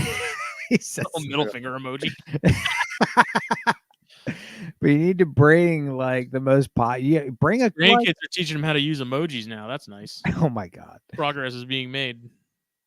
But you need to bring like a couple of like the odd sizes, the 5XLs. Oh, I mean, like size wise, I know for sure. Like for anyone who's wondering, your larges and your extra larges are going to be your 2 most popular sizes. So if you're going to load up on shirts, load up heavier on those than anything else, because in my experience, like across the board, doesn't matter what it is, larges and extra larges are the most popular or most common, I guess I should say. Yes. So, and Chris, you can watch it from Facebook or YouTube. It doesn't matter. Justin's just an asshole. it's not on C-SPAN. I don't even know what that is. Chris does.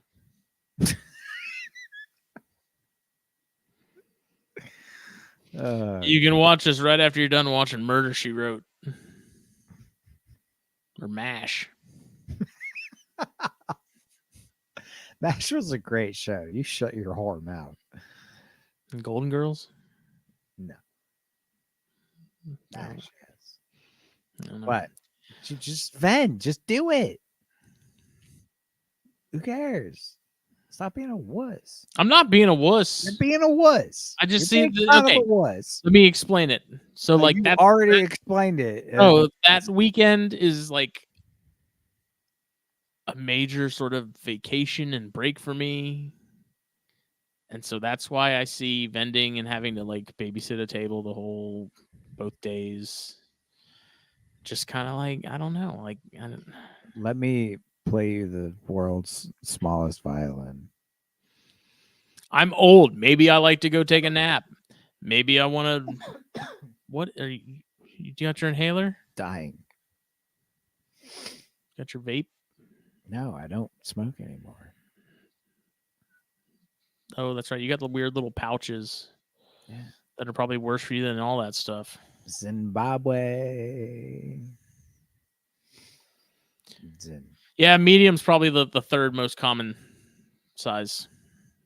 Anything above XL and below a medium is where you're going to be sitting on that inventory. And that is sort of the big trouble. Like you want to, the object of the game is to be as accurate with your inventory as possible to where you're not having to go home with a bunch of it. You're going to go home with a bunch of it regardless. That's false. Just going to happen. Well, then would you rather bring too much or too little? Too much, for sure. I don't know, though. No. Because you also, if you say, hey, I'm sold out, people will be like, man, these must have been really popular. Got me a shirt when I had the chance. Yeah, but then that's one less shirt sale. It's not, because I can just tell them they can order it online. If you sell too much, yeah, but dude, there's a huge difference. People are here and now. Okay, there's this little thing called instant gratification that we as humans love. I'm unfamiliar with it. What is it? It's buy it right now, have it in my possession. It's in front of me. But if I gotta order it, that means I gotta wait. I gotta pay for shipping. Yada yada yada. What do people do when they have to buy something the other 364 days of the year, 63 days of the year? Some people are okay with it. But that's the thing. If it's right there in front of them, easier sell. And then the other thing is if you have leftovers, you have extra inventory, you just go home and sell it. Where am I going to put that? In your garage where you put everything. Why would I put it in there? Then it'll smell like cigars and get covered in dust. Well, whose fault is that? Mine. Exactly. I don't know. We'll see. Stop being a wuss. I'm not being a wuss. I'm trying to be smart. Being a wuss. Because it wouldn't be just the shirts. I'd have like the mugs and the tumblers and all the other stuff. Well, see, that's on you. Hopefully by then, I better by then have all my ducks in a row to be able to get that stuff cranked out regularly. I don't know. Stop breathing into the mic like a creep. Sorry, I can't hear myself, so I don't know when I'm breathing into the mic. But people will buy it at a reptile show a lot faster than if they have to order it. It's also boom. It's all out of excitement of a reptile show. Yeah, I get that. Because a lot of people, they just a place for impulse buying. Buy something, like they see all these snakes that they want. They can't buy a snake because for this reason or another. But oh look, there's a shirt right here with that snake on it. A shirt with a ball python on it. Sign me up. Sign me up. No one buys the ball python shirts. No. Of course not. But they'll buy other shirts, buy cool shirts. That's the other thing. Somebody comes in there with a family, kid wants a snake. Oh, let's go get a shirt instead. Buys whole. Then I have to carry youth sizes. Buys the whole family shirts.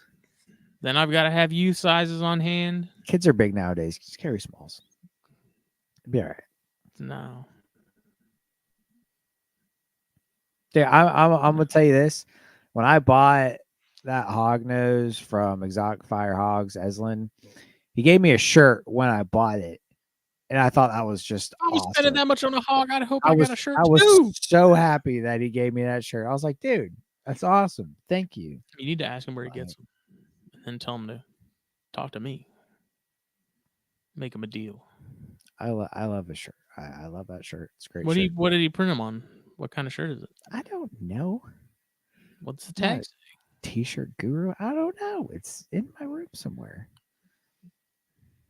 Fine. And look at the tag. I just saw it was an awesome shirt, and I was like, hell yeah, another Reptile shirt. Because guess what, dude? If there's one thing Reptile keepers love, other than reptiles, it's Reptile shirts. Okay. Stop being a wuss. Not being a wuss. Do it. You're being a wuss. Just do it. I did. It was funny that I did just clean out my closet and purge a lot of stuff that I just never wear. And now I was going through my shirts this morning to find a work shirt, and it's like literally nothing but Fulvia shirts at this point. Like every damn shirt, and it's like work shirts, and then Fulvia's work shirt, Fulvia's work shirt. Like it's ridiculous. You were cleaning. It just made me laugh. That's right. Listen to the Prophet Jake. Jesus. That's right. Don't encourage him. The Prophet Jake says Green Bay is going to win on Saturday, and you need to bend. See, now if I was smart, I'd do it like MTV Spring Break and have the fucking shirt cannon and like shoot them out. You can rent those. You know that? Dude, that would be sick. Dude, Steven rented one for that sandbar concert, and he was like shooting him from across the sandbar. Dude, what you could do is while everybody's waiting in line, have like a few freebies while everybody's waiting in line first thing in the morning, just run out there in like a Speedo. Just, start firing off shirts. Why a Speedo? Because why not? I don't think I could walk into that place with the shirt cannon on my back. I think they'd be like, dude, this is... Dude, get the police would tackle me quick. Dude, just get it cleared from what's his name? Freaking kill somebody. If that'd be awesome. Just shoot it in the air. Shoot it in the air. Pow! That'd be sick, dude. Come on. Come in playing Def Leppard and like AC/DC. I gotta capture a glimpse of these warlocks. Shirt cannons. Dude, that'd be so sick. That'd be so awesome. Well, there's a whole line of people out there to start aircannons.com. Start firing off t-shirts. Be awesome, dude. $675. Barrel length is 12 inches. Distance up to 150 feet. Easy.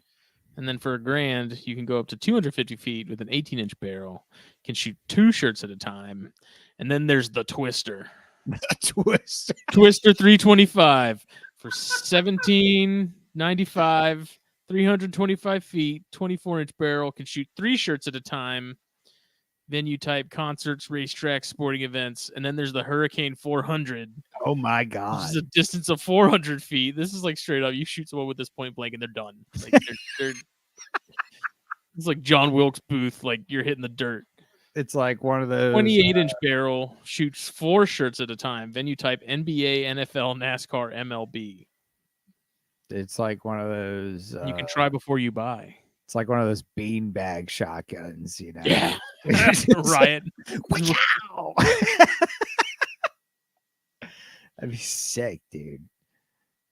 But all you need is the cheap one. Just rent one for the weekend and start firing off shirts, dude. That'd be so sick. Do you want to test an air cannon before you buy? Only hosting a one-time event.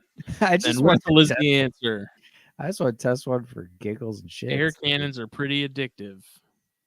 You can rent an air cannon by the week for as little as $2.95 plus shipping.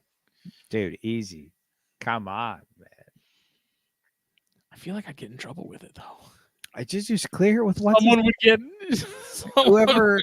get hit. What's the guy's name that owns Wayne. Daytona? Wayne. Yeah, just clear it with Wayne, dude.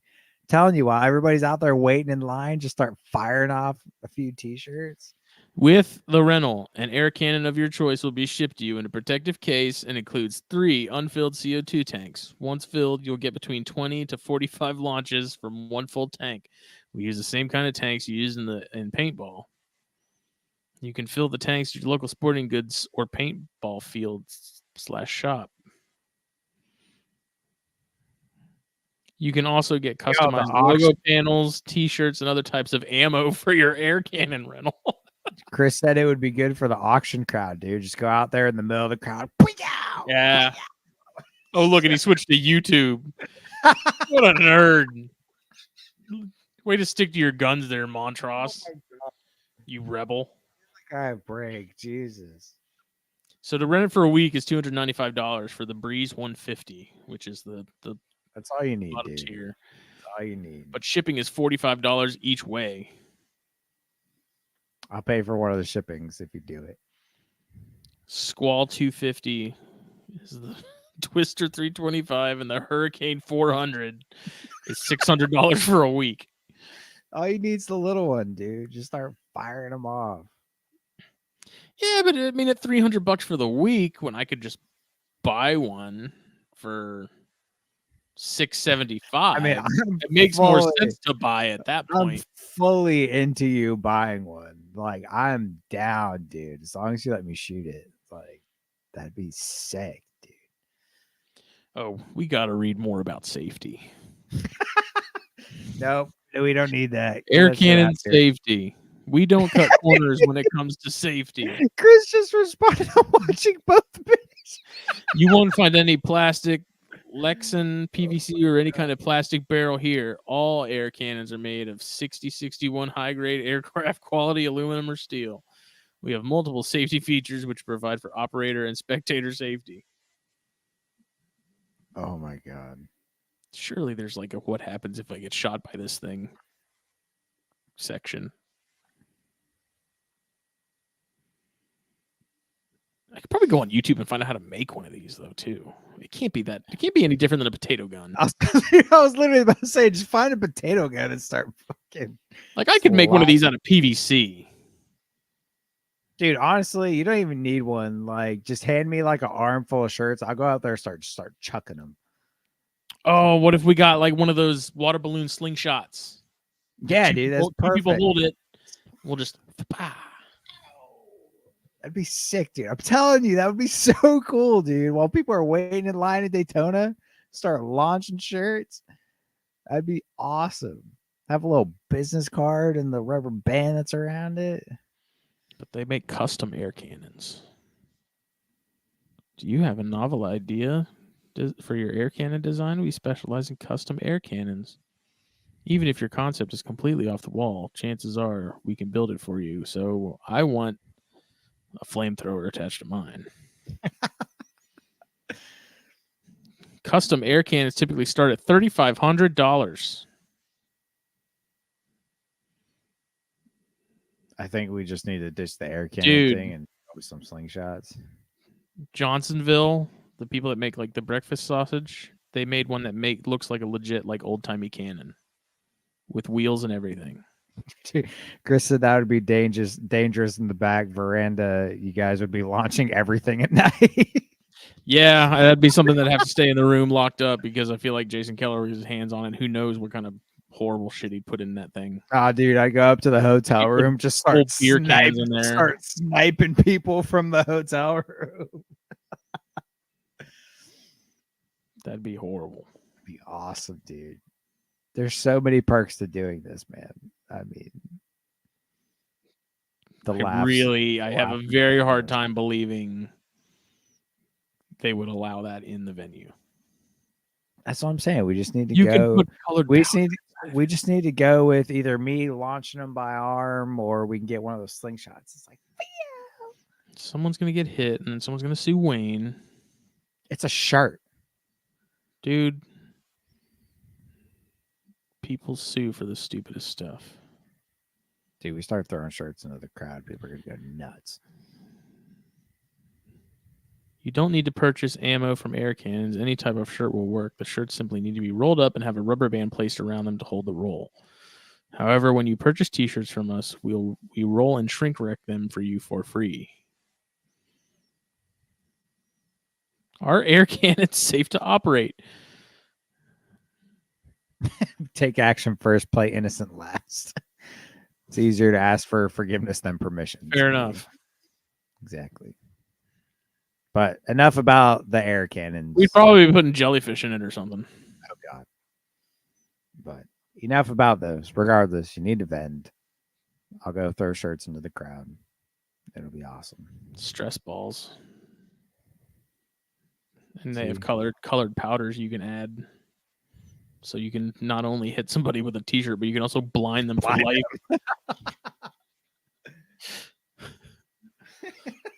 Potato cannon for t-shirts, cheaper option. Yeah, that's what I was thinking. But dude, you ever seen one of those potato cannons like really launch a potato? Oh yeah, dude. There's some heat behind that shit, dude. That'd be sick. I'm telling you, just get me out. Homemade shirt cannon. I'm afraid if I look up homemade shirt cannon on YouTube, like the FBI is going to show up in my house. How to make a t-shirt cannon. Let's drop the whole t-shirt cannon thing and move on from that because we're at our Dude, there's plenty of ways to make your own.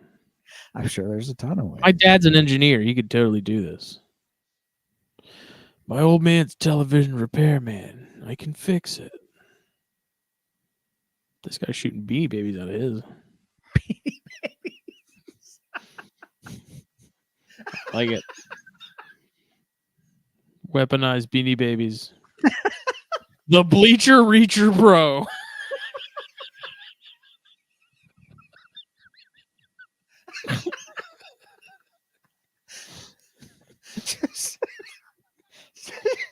Quick, grab the Bleacher Reacher.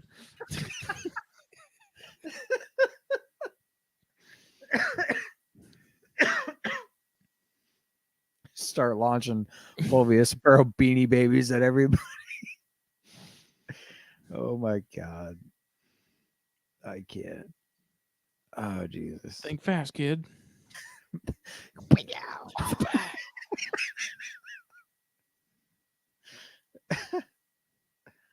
I'm going to look into this. We'll see. Regardless, we need like some way to just like throw shirts into the crowd. I mean, you have two arms. That's what I've been telling you that for the last 10 minutes. You pretend to be Aaron Rodgers. I would pretend to be Jordan Love. Is that the flavor of the week? No, it's our new quarterback. That's the flavor of the week. It's not the flavor of the week. It's the flavor of the next 15 years. Yeah, okay. Sir. Until he breaks a nail. Oh, need a new one. Dude, don't start with me. Just don't. Just saying, hockey players like get punched in the face and they're still in the game. They're like missing teeth and they're still like, I'm good. Yeah, there's a lot of football players like that too. Football player tears a little Achilles tendon and is like a big deal. He's got to stop everything. His Achilles heel, and he can't fucking. God gave you two. Suck it up, Aaron. No, I'm kidding. That's terrifying. Yeah, that's horrible, dude. You literally saw. You saw. I know, dude. No. Stepped up, just like, like you just saw it like extend, and it was like, oh God, that's horrible. I don't like it. See, this episode. What's up? Yeah, well, football. Sports. This episode was brought to you by BlackBoxCages.com. Check them out: Facebook, Instagram. BlackBoxCages.com. Get yourself a rack. Get yourself a cage. Start shopping for that tax season money. Use code THN at checkout. Get 10% off your order. Save yourself even more and select the pickup option if you are in the general southeast area or within the vicinity of North Georgia. Makes life a lot easier. Save a lot of money. So yeah, me and Smitty make the trip every year. It's a 4.5 hour drive for us, but it's worth it. it's worth it. It's great. SteveSnaketuary.com and the Venom Hot Sauce. Get the whole set. You won't be disappointed either with those. FullVSapparel.com. Get yourself a shirt. Don't be naked. Don't make it weird. Stay clothed, but look good. And it be one of the most comfortable shirts you may ever own. It is. Because I print them on those ring spun cotton shirts, not that scratchy baseline Gildan 5,000 stuff. 64,000s. Sometimes Sport and Company. Kayla steals mine all the time, so you know they're good. Yeah, if that's like the ultimate test. It's like if your wife or girlfriend steals it constantly, it's a good shirt. It's a good shirt. Good shirt for sure. Yes. We'll be back for Snakes and Stogies on Monday. For some reason, I was thinking we had something lined up, but I don't remember off the top of my head right now. So, either way, thank you, everybody. We will see y'all later. Appreciate it. Thank you. Chris, shut up. She isn't real. She's not 100%. She's not real. Oh my god. Because Chris probably didn't see her either. He didn't, but yep, not real. Not a real person. Beside the point. She's real. I should have had her come in today. But whatever. Just to prove a life or something. Like blink twice if you're being held against your will. Like something. Goodbye, everybody. Good night.